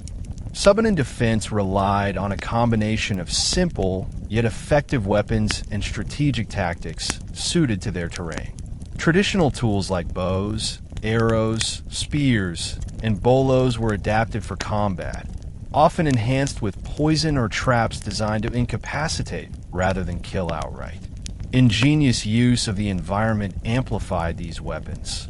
Sharpened bamboo stakes hidden under leaves, tripwires set along forest trails, and stones rigged to fall on advancing troops created hazards that unnerved and slowed invaders. Tactics emphasized mobility, surprise, and avoidance of direct confrontation. Spanish troops, accustomed to open field battles and linear formations, were vulnerable in dense forests and winding river valleys. The Subanen used ambushes to exploit this advantage, striking suddenly and vanishing before the enemy could regroup. These skirmishes were carefully planned based on prior reconnaissance and guided by the balian, whose interpretation of omens and spiritual insight often informed timing, location, and strategy. In addition to ambushes, the Subanen employed deception. Fake settlements, false trails, and decoy canoes were common methods to mislead intruders. Even when forced to engage in direct combat, small groups could outmaneuver larger forces by dividing into units, attacking from multiple angles, and using terrain for cover. Knowledge of rivers, forests, and highlands turned the landscape itself into a defensive weapon, making each battle a contest of skill, intelligence, and adaptability rather than sheer force. Through these tactics, the Subanen proved that military effectiveness was not determined solely by technology or numbers. Strategic use of environment, community coordination, and ingenuity in weaponry allowed them to resist Spanish colonization successfully for centuries, ensuring that their rivers and forests remained largely beyond imperial control. Perhaps the most defining feature of Subanen military strategy was their use of guerrilla warfare. When faced with superior numbers or firepower, they did not confront the enemy head-on. Instead, they relied on mobility, surprise, and knowledge of the terrain. Retreat was not seen as defeat, but as a strategic choice, preserving lives while denying the Spaniards or rival groups any permanent advantage. Villages could vanish overnight, leaving empty fields and huts behind, frustrating pursuers who measured success in captured territory rather than understanding local strategies. Guerrilla warfare was complemented by intelligence gathering. Scouts and messengers moved swiftly through rivers and trails, providing timely updates on enemy movements. The Subanen also leveraged alliances and neutrality. By refusing to participate in Moro-Spanish conflicts, they minimized exposure while maintaining flexibility in choosing when and where to engage. These choices allowed the Subanen to dictate the terms of confrontation, controlling the pace, location, and nature of engagements. The spiritual dimension also reinforced military strategy. Warriors often received blessings from the balian, believed to grant protection and insight during combat. Morale, rooted in cultural identity and ancestral guidance, was as critical as physical weaponry. By integrating community organization, environmental mastery, spiritual support, and tactical innovation, the Subanen developed a military system perfectly suited to their circumstances. It allowed them to survive, resist, and maintain independence despite centuries of colonial pressure. Through organization, strategy, and adaptability, the Subanen transformed their way of life into a form of warfare that was as enduring as it was effective, a resistance defined not by open field victories, but by survival, cohesion, and the unbroken spirit of a people committed to defending their rivers, forests, and culture. For the Subanen, the bucklog was more than a ritual. It was the beating heart of cultural identity. Performed on massive wooden platforms that reverberated under the dancers' feet, the bucklog integrated music, movement, oral history, and spirituality. Men, women, and children participated, creating a shared experience that strengthened community cohesion. The dance honored ancestors, sought guidance from spirits, and celebrated the cycles of life, including planting, harvest, and major communal milestones. Spanish missionaries viewed the bucklog as a threat to their mission. They labeled it a pagan ceremony and often attempted to forbid public performances. Yet the Subanen adapted, holding smaller, discrete versions in hidden valleys, forests, and clearings. Even under surveillance, they continued to pass down the chants, rhythms, and sequences, ensuring that the essence of the ritual endured. By embedding the bucklog into everyday life, through song, story, and practice, the Subanen transformed resistance into a form of cultural preservation. The bucklog was also a form of historical record. Epics like the Guman were recited during the festival, recounting the exploits of ancestors, lessons from past resistance, and moral teachings. Each performance educated the next generation, linking survival skills, spiritual knowledge, and identity in a single communal experience. It reinforced the Subanen worldview, that rivers, forests, and ancestors were intertwined, that their people were resilient, and that culture could not be erased, even by centuries of colonial pressure. Through the bucklog, the Subanen demonstrated that resistance was not always violent. Culture itself could serve as a shield, preserving autonomy, identity, and continuity amid external domination. It allowed the people to survive as a distinct community, rooted in heritage, knowledge, and spiritual practices that span generations. Language was another essential tool of cultural preservation. The Subanen language carried both practical and symbolic weight, transmitting knowledge about agriculture, hunting, spiritual practices, and community governance. Oral storytelling and epic recitations ensured that history, law, and morality were taught continuously, even in the absence of written records. The Guman epic, for instance, combined tales of heroism, strategic thinking, and ancestral wisdom, instructing youth on both survival and the values of courage, loyalty, and ingenuity.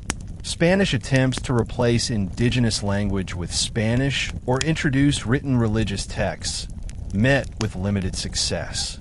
Children learned only what was necessary for interaction with missionaries while maintaining fluency in Subanen. Families, elders, and the balian ensured that traditional language remained the medium of instruction for spiritual, practical, and historical knowledge. This linguistic continuity reinforced identity. allowing communities to maintain cohesion and communicate complex strategies and traditions that outsiders could not fully comprehend. Storytelling was also strategic. By embedding lessons about ambushes, rivers, forest paths, and enemy behavior into tales, the Subanen ensured that knowledge essential for survival was transmitted safely across generations. Even when the Spanish attempted to impose literacy and European-style education, the Subanen continued oral education, blending entertainment, instruction, and resistance into one seamless process. In this way, language and storytelling became weapons of survival, cultural preservation, and subtle defiance against colonial pressures. Cultural preservation extended beyond formal rituals and language. Everyday life, from farming techniques and house building to fishing methods and food preparation, was infused with Subanen knowledge and worldview. For example, shifting cultivation and scattered homesteads not only ensured food security, but also maintained mobility and autonomy, making forced relocation by Spanish authorities nearly impossible. Canoe navigation along rivers facilitated trade, communication, and escape from threats, all while reinforcing the intimate relationship between the people and their environment. Clothing, adornments, and domestic crafts also carried symbolic and practical significance. Weaving patterns, body ornaments, and tools encoded social status, spiritual beliefs, and regional identity. Even as Spanish influence introduced foreign textiles or beads, the Subanen selectively incorporated these items without allowing them to replace traditional practices. By maintaining continuity in daily customs, the community reinforced cultural identity in subtle, persistent ways. Education, ritual, language, and daily practice collectively formed a comprehensive strategy of cultural resistance. Each aspect reinforced the others, ensuring that the Subanen could survive colonization without losing their essence.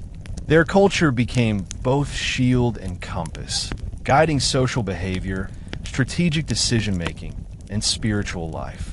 The success of this approach lay not in confrontation alone, but in a sustained, adaptable, and deeply rooted commitment to preserving a way of life under constant external pressure.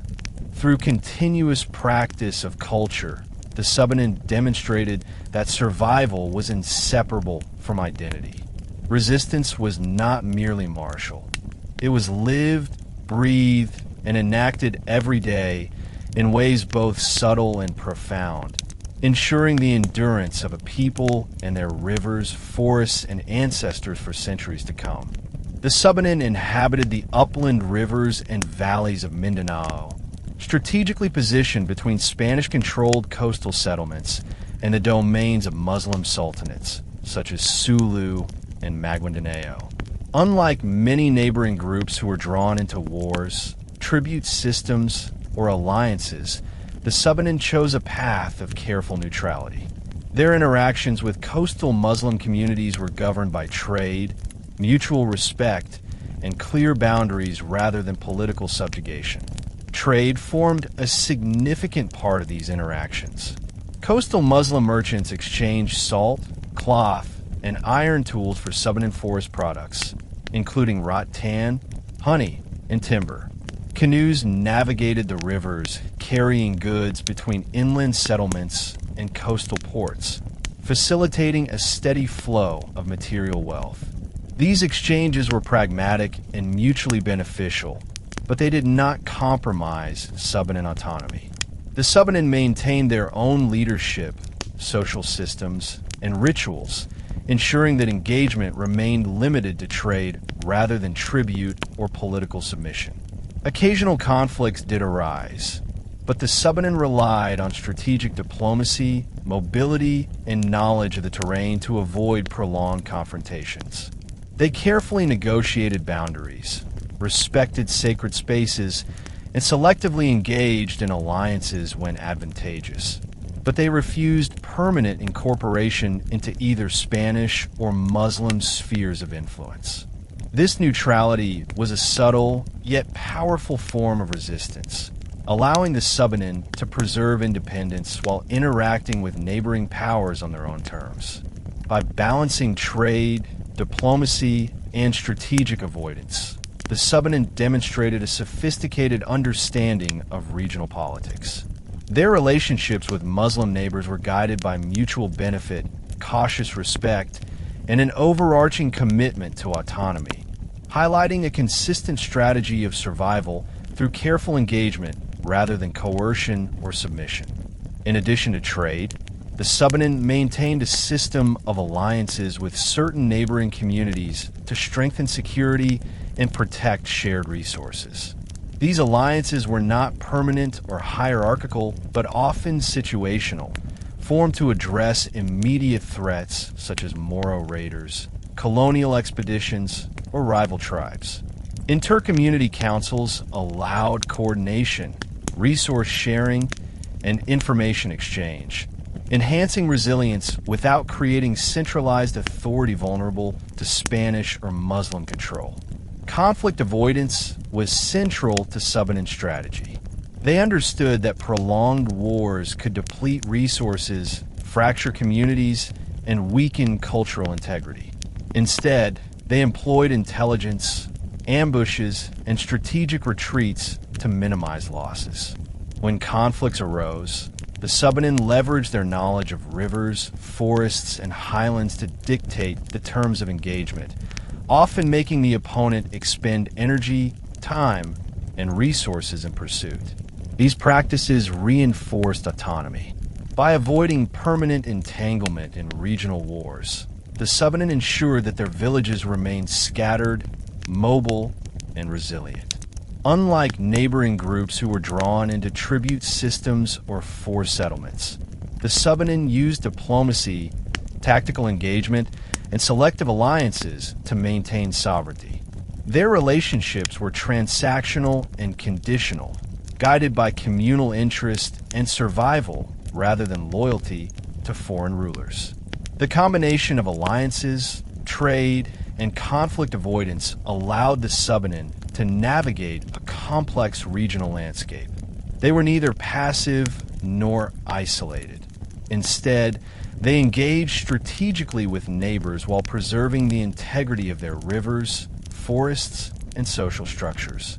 Their approach exemplifies the principle that survival under external pressures requires both flexibility and steadfastness in maintaining cultural and political independence. An essential aspect of Subanen relations with neighboring communities was the establishment of networks for information sharing and mutual support. Scouts, messengers, and traders not only transported goods, but also transmitted intelligence about approaching Spanish troops, pirate raids, or environmental hazards. These networks allowed inland and coastal communities to anticipate threats and coordinate defense without relying on formal hierarchies imposed by outside powers.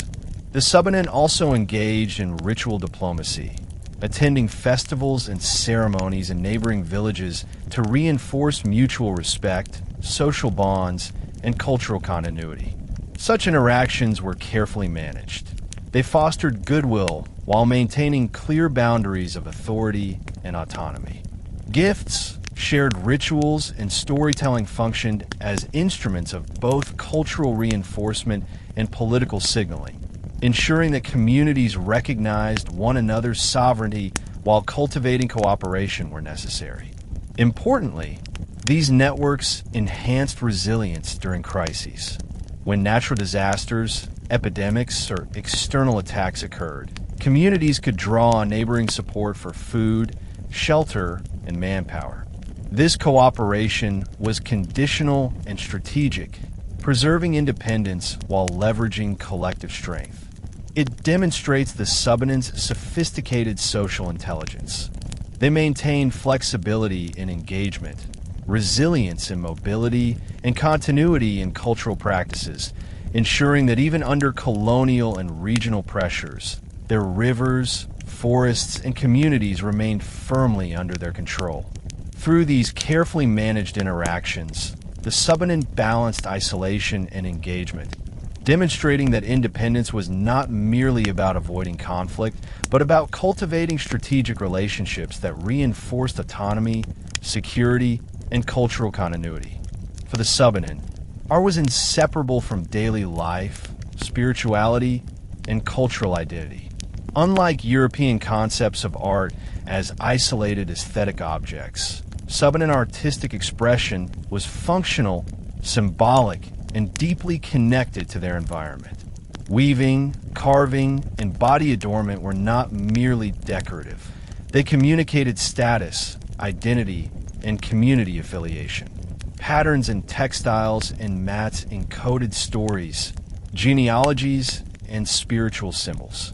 Wooden carvings depicted ancestral figures, spirits, and animals, reinforcing the connection between humans, nature, and the supernatural. Spanish missionaries often misinterpreted these artistic expressions, branding them as pagan, idolatrous, or superstitious. Attempts to suppress or replace traditional art met with subtle resistance. The Subanen integrated European materials such as beads or cloth only when it enhanced function, carefully ensuring that foreign influence did not overwrite traditional symbolism. By embedding cultural narratives in everyday objects, they created a living archive of identity that could survive even under the pressures of colonization. Art was also interwoven with ritual and communal gatherings. Decorated masks, ritual platforms, and ceremonial attire were central to festivals like the Bucklog, where performance, music, and dance celebrated ancestral spirits and reinforced community bonds. Each artistic element carried meaning. Carvings on the platform represented ancestral guidance. Motifs on clothing indicated clan identity, and ritual implements signaled the presence of spiritual authority.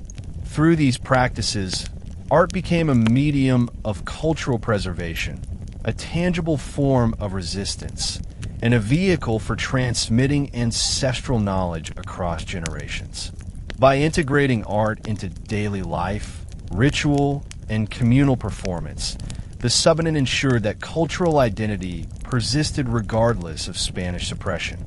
Artistic expression became a method of encoding resistance, reinforcing both social cohesion and spiritual resilience in ways that could not be easily erased by colonial authorities. Music among the Subanen was not separate from other forms of knowledge or ritual. It was central to spiritual, social, and educational life. Songs accompanied farming, fishing, canoeing, and hunting, embedding practical instructions into rhythm and melody. Oral epics, such as the Gumen, were chanted during festivals, teaching moral lessons, ancestral wisdom, and community strategy. Music served as both entertainment and education, ensuring that even the youngest members learned cultural values, survival skills, and historical memory. Spanish missionaries attempted to suppress traditional music, fearing that its association with ritual and ancestral worship would compete with Christian teachings. However, the Subanen preserved their musical traditions by performing in hidden clearings, adapting lyrics to contemporary circumstances, or embedding songs within larger communal activities. Drums, bamboo flutes, gongs, and other instruments were used strategically to maintain rhythm, coordinate group activities, and invoke spiritual protection. Music also reinforced solidarity. Synchronized chanting and dancing strengthened bonds, aligning the community physically, emotionally, and spiritually. Oral performance, intertwined with music, created an adaptable, resilient mode of historical preservation. Even when forced to adopt Spanish or Christian elements for external appearances, the underlying cultural narratives continued to thrive. Epics, songs, and chants preserved strategies for hunting, warfare, and negotiation, as well as moral and spiritual teachings. Music thus served as a subtle yet powerful form of resistance, allowing the Subanen to educate, coordinate, and inspire while preserving autonomy and identity in the face of external pressures. Through music and oral performance, culture, history, and strategy were inseparable. The Subanen's approach ensured that even in the absence of written records, knowledge persisted, social cohesion was maintained, and spiritual life thrived, demonstrating the enduring power of cultural practices as tools of survival and resistance. Rituals were central to Subanen's social and spiritual life, serving as both acts of devotion and mechanisms of social cohesion. The bucklog remained the most elaborate ritual, but smaller ceremonies marked births, deaths, marriages, planting, harvest, and healing. These rituals reinforced hierarchical and relational structures.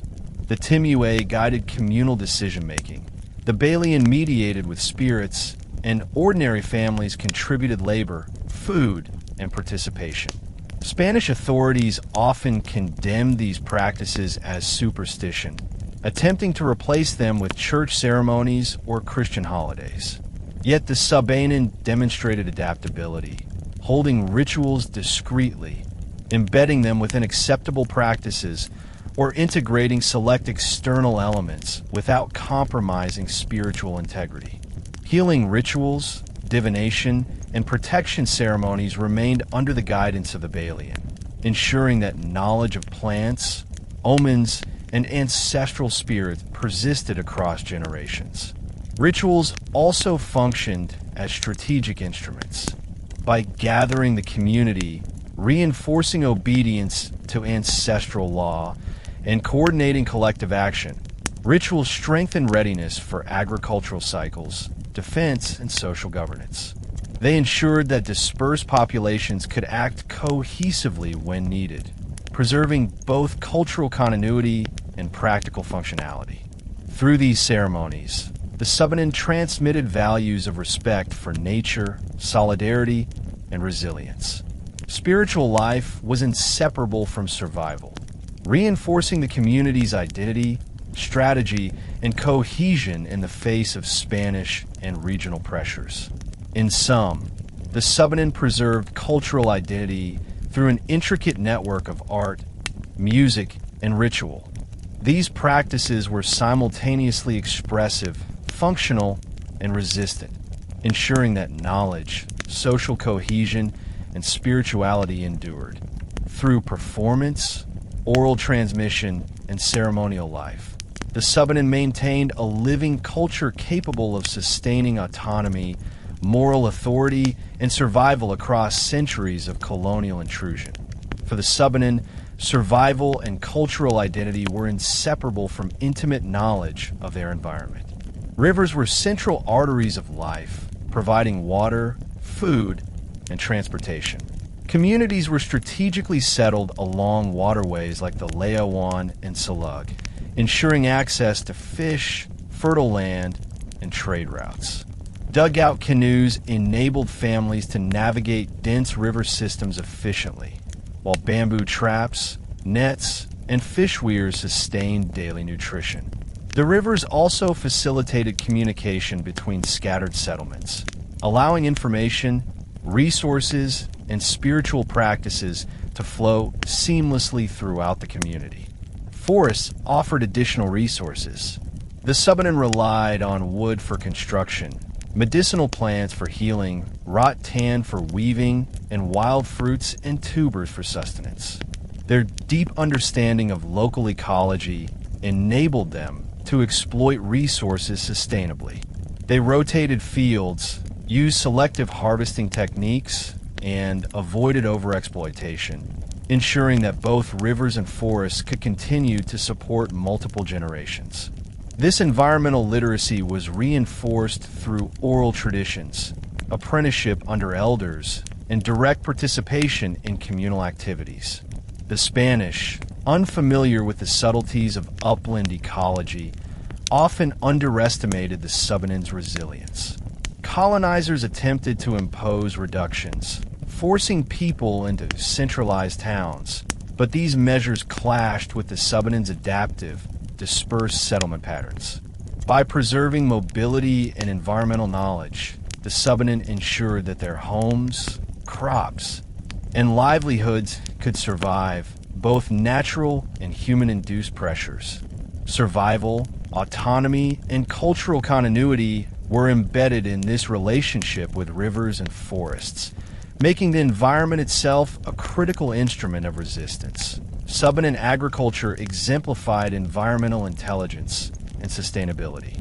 Swidden or shifting cultivation allowed plots to regenerate naturally, preventing soil depletion and maintaining fertility. Rice, corn, root crops, and vegetables were planted in rotation, with fields strategically located along riverbanks, valleys, and slopes to maximize soil quality and water availability. Cassava and other resilient crops were essential during periods of conflict or forced relocation, as they could be harvested later and stored underground, enabling mobility without sacrificing sustenance. Beyond planting, the Subanen practiced communal labor systems that ensured efficiency and minimized resource loss. Families worked collectively during planting and harvest, coordinating irrigation, fertilization, and pest control while respecting spiritual guidelines set by the balian.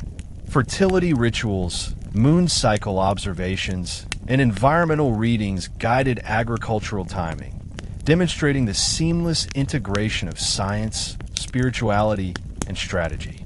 Even when Spanish authorities attempted to impose European agricultural models, the Subanen adapted only elements that complemented existing practices, preserving both productivity and cultural integrity.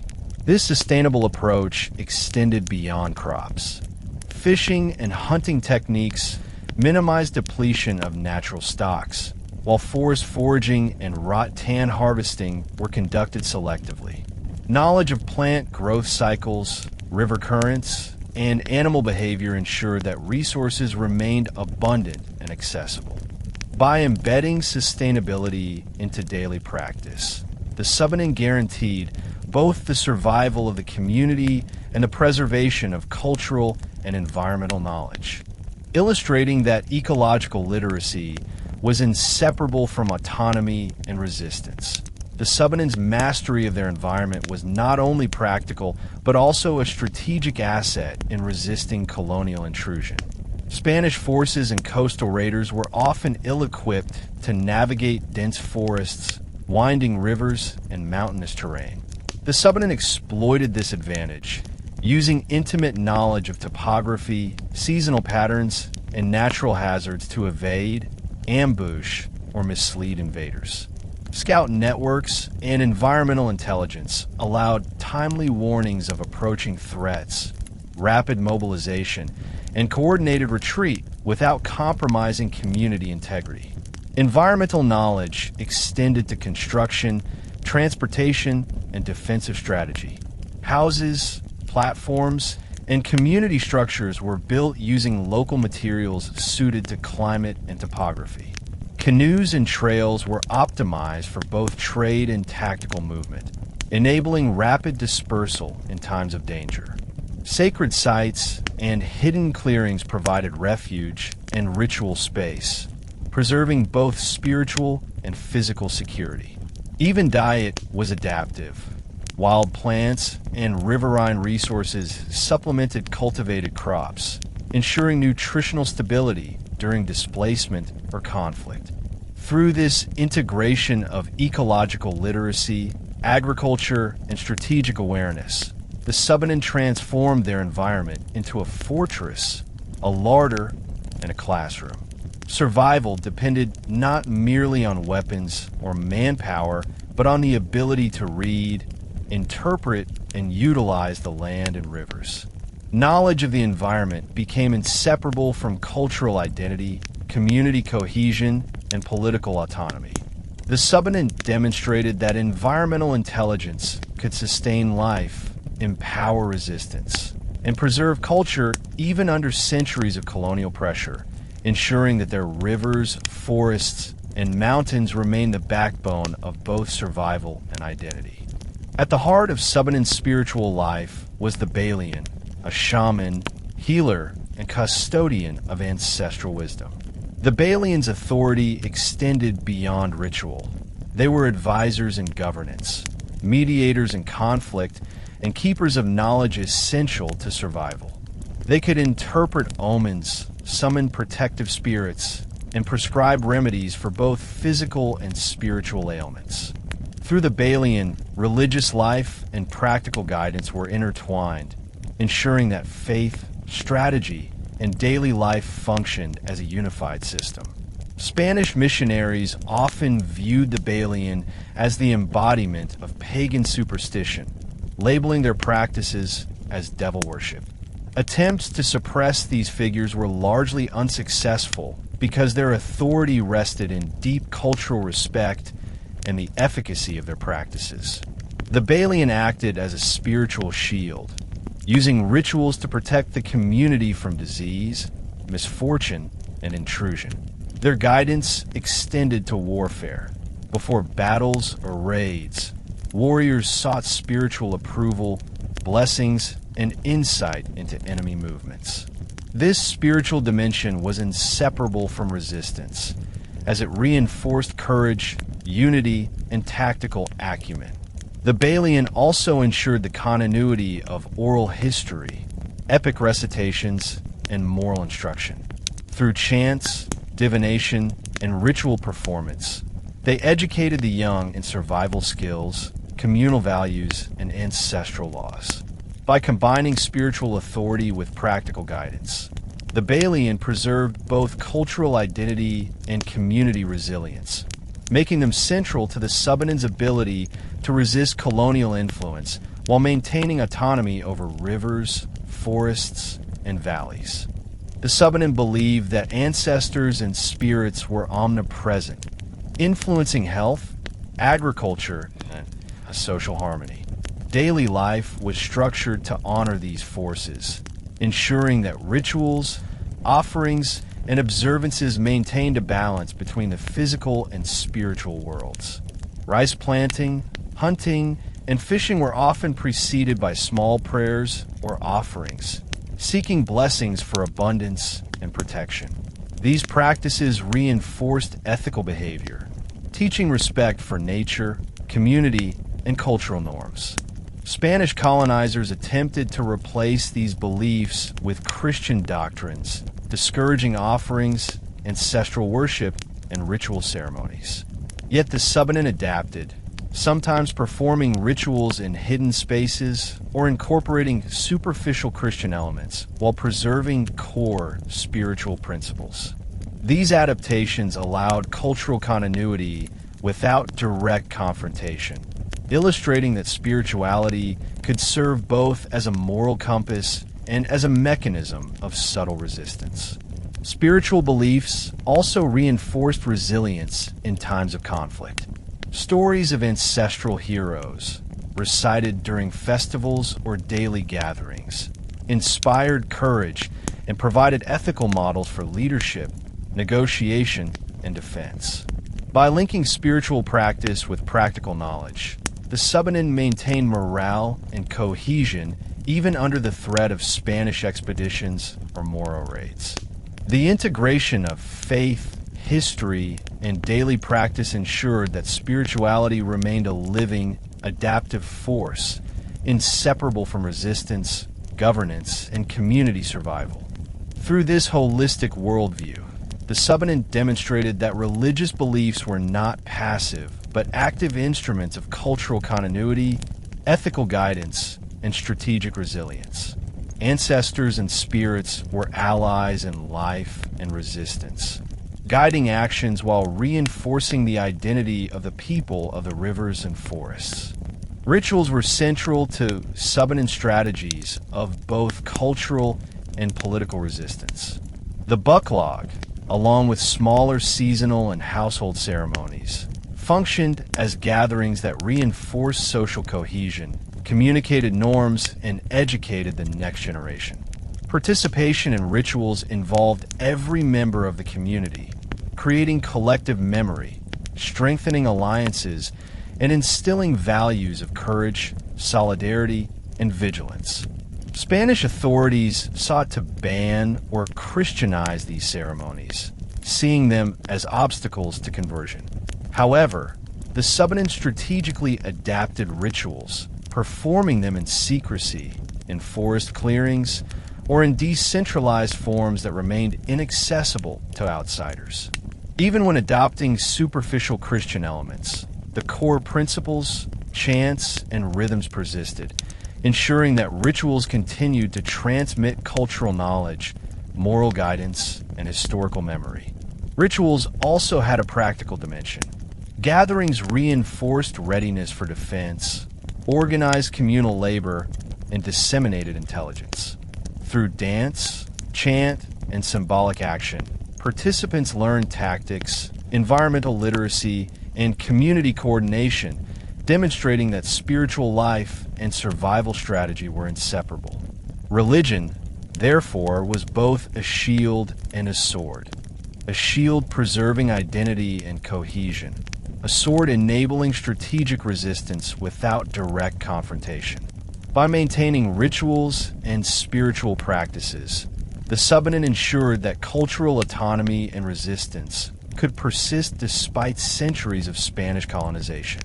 Spirituality functioned as a central pillar of identity, strategy, and resilience, reinforcing the principle that survival was inseparable from culture, faith, and the guidance of ancestors.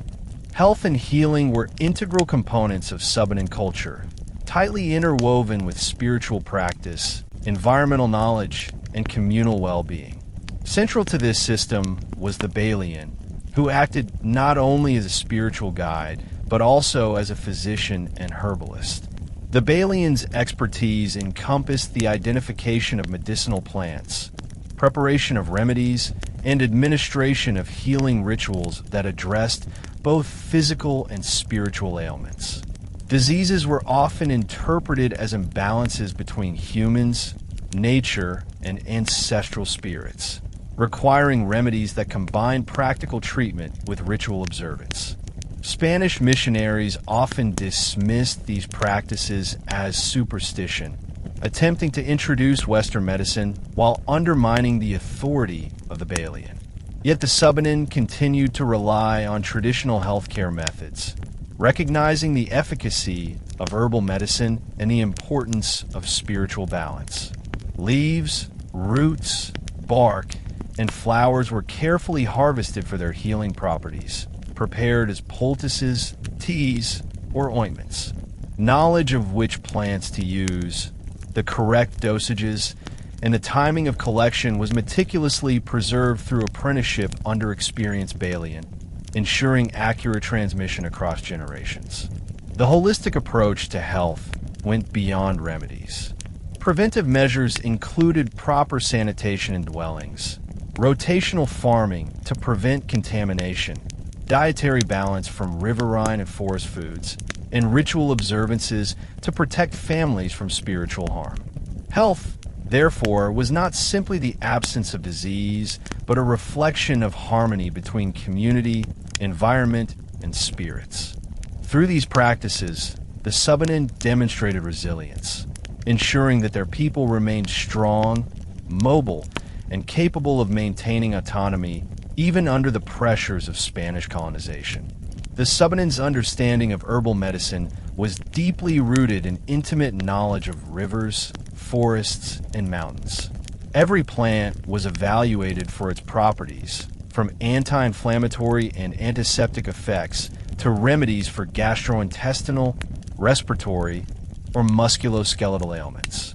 This knowledge was not only practical, but strategic. The ability to heal quickly meant communities could sustain themselves during displacement, skirmishes, or periods of scarcity.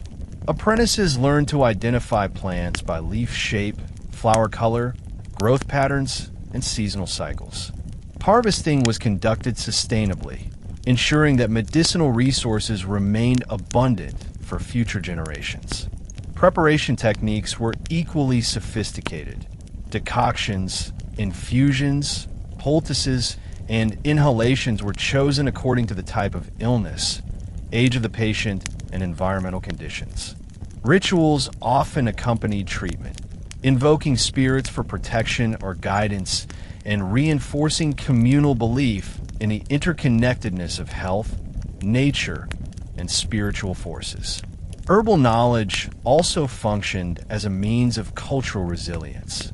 Even when forced to interact with Spanish missions, the Subanen selectively integrated external materials without abandoning indigenous practices. This ensured continuity in both practical healing and cultural identity. The ability to remain healthy and treat injuries independently was crucial for survival, reinforcing the community's capacity to resist coercion, displacement, and assimilation. In essence, herbal expertise was both a life-sustaining practice and a subtle instrument of resistance, preserving knowledge, autonomy, and cultural continuity in the face of centuries of colonial pressure. Healing rituals were a vital component of Subanen medicine, linking physical treatment with spiritual restoration. When illness struck, the balian would perform ceremonies to appease spirits, remove curses, or restore balance to the patient and community. Rituals included offerings, chants, dances, and symbolic actions, ensuring that the community actively participated in the healing process. These ceremonies reinforced social cohesion, teaching younger generations the moral, ethical, and practical dimensions of care. Spanish missionaries often condemned such rituals, promoting Christian prayers and sacraments instead. Yet the Subanen continued to integrate rituals with herbal medicine, demonstrating resilience and adaptability. Even outwardly adopting Christian forms, they preserved the underlying spiritual and therapeutic principles of traditional practice. These rituals were more than treatment. They were expressions of identity, community solidarity, and resistance. By participating in communal healing, individuals internalize the importance of collective responsibility, environmental stewardship, and spiritual harmony. Through health practices, herbal knowledge, and ritual healing, the Subanen ensured both the physical and cultural survival of their people. Medicine was inseparable from education, spirituality, and resistance. It empowered communities to thrive, maintain autonomy, and preserve centuries of accumulated knowledge despite colonial intrusion. In this way, health and healing were both practical and political, safeguarding the body, mind, and culture of the Subanen against the challenges of conquest and assimilation. At the heart of Subanen governance was the timuay, the village chief whose authority was derived not from coercion, but from respect, wisdom, and proven ability to lead. Unlike European monarchs, the timuay did not rule by decree. His legitimacy depended on community consensus, consultation with elders, and alignment with spiritual guidance provided by the balian. The timuay oversaw the organization of communal labor, defense strategies, resource allocation, and dispute resolution, ensuring that the village functioned cohesively in both times of peace and crisis. Decision-making was collaborative. Councils comprised of the timuay, elders, and skilled community members debated courses of action, particularly when confronting external threats or internal disputes. Strategic decisions, such as responding to Spanish incursions, negotiating trade, or relocating a village, were informed by environmental knowledge, ancestral guidance, and the practical experiences of community members. This participatory governance reinforced social cohesion, ensuring that individuals felt invested in communal survival and cultural continuity. Spanish authorities, accustomed to hierarchical governance imposed through colonial structures, often misunderstood or undervalued the Subanen system. They viewed the absence of formal hierarchies and written law as weakness, failing to recognize that dispersed settlements, flexible leadership, and consensus-based decision-making created a resilient and adaptive political structure. The timuay's authority was effective precisely because it was earned, accountable, and intertwined with cultural values, environmental intelligence, and spiritual guidance, enabling the Subanen to maintain autonomy despite centuries of external pressure.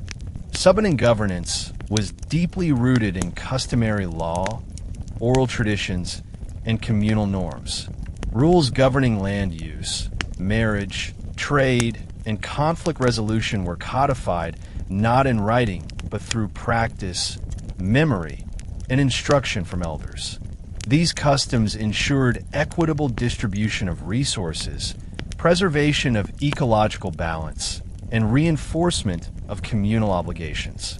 Disputes were resolved through negotiation, mediation by the timuay and balian, and, when necessary, collective decision-making that reflected the best interests of the community rather than the desires of a single ruler. Consensus was central to strategic decision-making. During crises, such as Spanish military expeditions or Moro raids, the timuay consulted elders, warriors, and sometimes the wider community to determine the safest courses of action. Villages might temporarily relocate, implement defensive measures, or coordinate with neighboring settlements.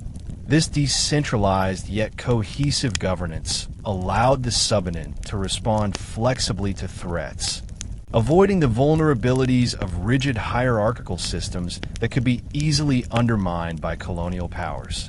The role of custom extended to economic decisions as well. Collective agreements determined the timing of planting and harvesting, management of fishing rights, and allocation of resources during scarcity. These systems ensured that survival was not left to individual initiative alone, but guided by collective knowledge, spiritual observances, and practical experience. Governance was therefore inseparable from cultural preservation. It maintained autonomy, social harmony, and environmental stewardship, while equipping the community to withstand colonial encroachment. Leadership during resistance was a defining feature of Subanen society. When faced with Spanish expeditions or demands for reductions, the timuay coordinated defensive strategies while preserving cultural identity. Warriors were mobilized, scouts dispatched, and evacuation plans enacted, all guided by intimate knowledge of rivers, forests, and highlands. Spiritual consultation with the balian ensured that actions were aligned with both practical and moral imperatives, reinforcing confidence and unity among participants. Strategic retreats, ambushes, and the preservation of mobile settlements were hallmarks of Subanen resistance. Leaders did not seek confrontation for its own sake. They prioritized survival, cultural continuity, and the protection of resources.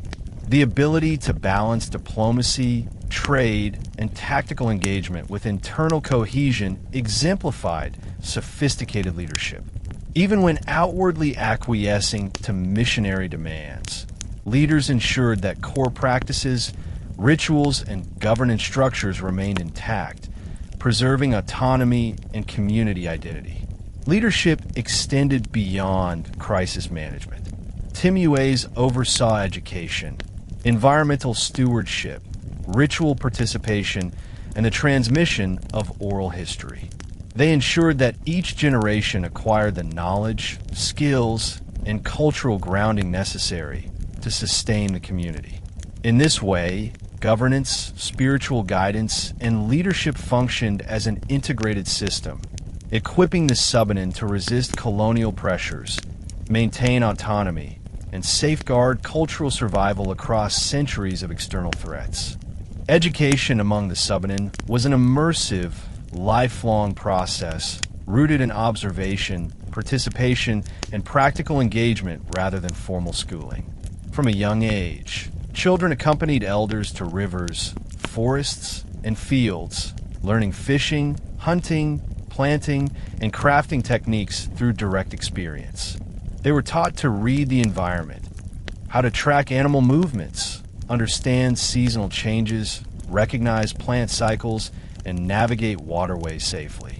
This hands-on approach ensured that essential survival skills were internalized early, creating a generation capable of sustaining the community's independence and resilience. Apprenticeship was a central method of skill transmission. Young boys and girls learned specialized knowledge from masters in particular domains: canoe making, weaving, medicinal plant use, or spiritual practice under the guidance of a balian. Instruction was not limited to technique alone. It included the moral, spiritual, and ethical frameworks underlying each practice. This ensured that knowledge was holistic, integrating survival, cultural continuity, and spiritual understanding. Mistakes were corrected through demonstration and repetition, reinforcing the values of patience, diligence, and respect for tradition. The Spanish introduced formal schooling in mission towns, aiming to supplant indigenous learning.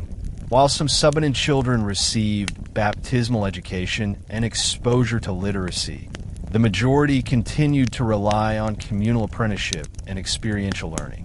Education was both adaptive and protective.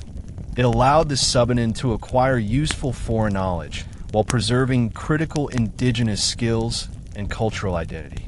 By embedding teaching in daily life, rituals, and apprenticeship, the Subanen ensured that each generation remained connected to rivers, forests, ancestors, and the moral codes essential for community survival. Oral tradition formed the backbone of Subanen knowledge transmission. Stories, epics, chants, and rituals were not merely entertainment. They were the medium through which history, ethics, strategies, and survival knowledge were imparted. The Guman epic, recited during festivals and rituals, combined lessons on heroism, environmental navigation, and social conduct. Through rhythm, repetition, and memorization, complex information could be retained and transmitted accurately across generations without written records. Elders and balian acted as both teachers and guardians of knowledge. They instructed youth not only in practical skills, but also in ethical decision-making, governance, and spiritual responsibilities. Knowledge was contextual. It was applied in specific situations, whether negotiating trade, avoiding danger in a forest, or conducting ritual ceremonies. Storytelling reinforced memory, ethics, and social cohesion, ensuring that education was communal and experiential rather than abstract or imposed. Spanish missionaries often underestimated the efficacy of oral education, expecting literacy and formal classrooms to replace indigenous methods. Yet the Subanen continued to rely on oral instruction for complex cultural and practical knowledge. By weaving survival, ritual, and history into narrative forms, they preserved autonomy and continuity. Oral education was a living archive, capable of adapting to new challenges while maintaining core values, ensuring that knowledge, culture, and strategy were inseparable. Education among the Subanen extended beyond individual apprenticeship into communal memory. Villages functioned as living classrooms where knowledge was collectively observed, practiced, and corrected. Seasonal cycles determined the timing of key lessons. Planting and harvest taught agricultural expertise. River navigation and fishing imparted environmental knowledge, while ritual seasons transmitted spiritual and social wisdom. Each communal activity reinforced cultural identity, social roles, and practical skills necessary for survival. Intergenerational transmission relied on both structured mentorship and spontaneous teaching moments. Children learned conflict resolution by observing elders, developed leadership through participation in village councils, and acquired spiritual understanding by assisting in ceremonies guided by the balian. Mistakes were treated as learning opportunities, and knowledge was reinforced through repetition, performance, and communal participation. This system ensured redundancy. Even if some elders were lost to conflict, disease, or relocation, knowledge remained embedded in the community. By combining practical skill, oral tradition, and communal oversight, the Subanen created a resilient educational system. It equipped the next generation with tools to navigate complex environments, resist external domination, and sustain cultural identity. Knowledge transmission was both an act of survival and a subtle form of resistance, preserving autonomy, moral guidance, and environmental intelligence across centuries of colonial intrusion. Education was not a privilege. It was the lifeblood of cultural continuity and communal resilience. The Subanen's most formidable weapon in resisting Spanish colonization was not a cannon or musket, but their intimate knowledge of geography. Their settlements were deliberately situated along rivers, highlands, and dense forests, forming a natural labyrinth that hindered enemy movement. The winding rivers acted as supply routes for Subanen communities, while simultaneously serving as barriers to invading forces. Narrow dugout canoes allowed swift transportation and coordination, whereas larger Spanish troops struggled with shallow or twisting waterways. Mountains like Malindang offered vantage points for surveillance and natural refuges in the face of armed incursions. This strategic use of geography ensured that Subanen villages remained elusive. Scouts and messengers transmitted warnings rapidly between settlements, enabling communities to disperse before enemy forces arrived. Spanish troops, unfamiliar with the terrain, often wasted resources and manpower attempting to navigate dense forests or track mobile populations. Even when forts were established on the coasts or riversides, inland Subanen communities remained effectively autonomous, their dispersed layout and environmental knowledge rendering colonial power superficial and temporary. Geography also influenced agricultural and economic decisions. Fields were located to facilitate rapid evacuation if necessary, while sacred clearings and ritual platforms doubled as defensive assembly points. These practices highlight the integration of environmental intelligence into every aspect of Subanen life, demonstrating that survival, culture, and military strategy were inseparable. By turning their environment into a fortress, the Subanen made resistance sustainable and self-reinforcing, proving that mobility and knowledge of the land could outweigh material disadvantages in warfare. The Subanen employed a range of guerrilla tactics that maximized their strengths while exploiting the weaknesses of Spanish forces. Ambushes along river bends, hidden traps in forest paths, and surprise attacks from elevated terrain were common strategies. Rather than engage in open field battles, which favored heavily armed European troops, Subanen warriors utilized stealth, mobility, and local intelligence to strike selectively, retreating before the enemy could regroup. Evasion was equally important. When facing larger forces, communities would temporarily disperse into smaller units, moving to secondary settlements, forest shelters, or mountain hideouts. Canoes and river networks facilitated these rapid movements, allowing people and supplies to avoid capture. These strategies were not random. They were carefully coordinated through local leadership, scout networks, and spiritual guidance from the balian, ensuring that retreats preserved both life and morale. The use of ambushes, misdirection, and selective confrontation exemplifies the Subanen approach to asymmetric warfare. By leveraging local knowledge, mobility, and psychological tactics, they neutralized the technological and numerical advantages of colonial forces.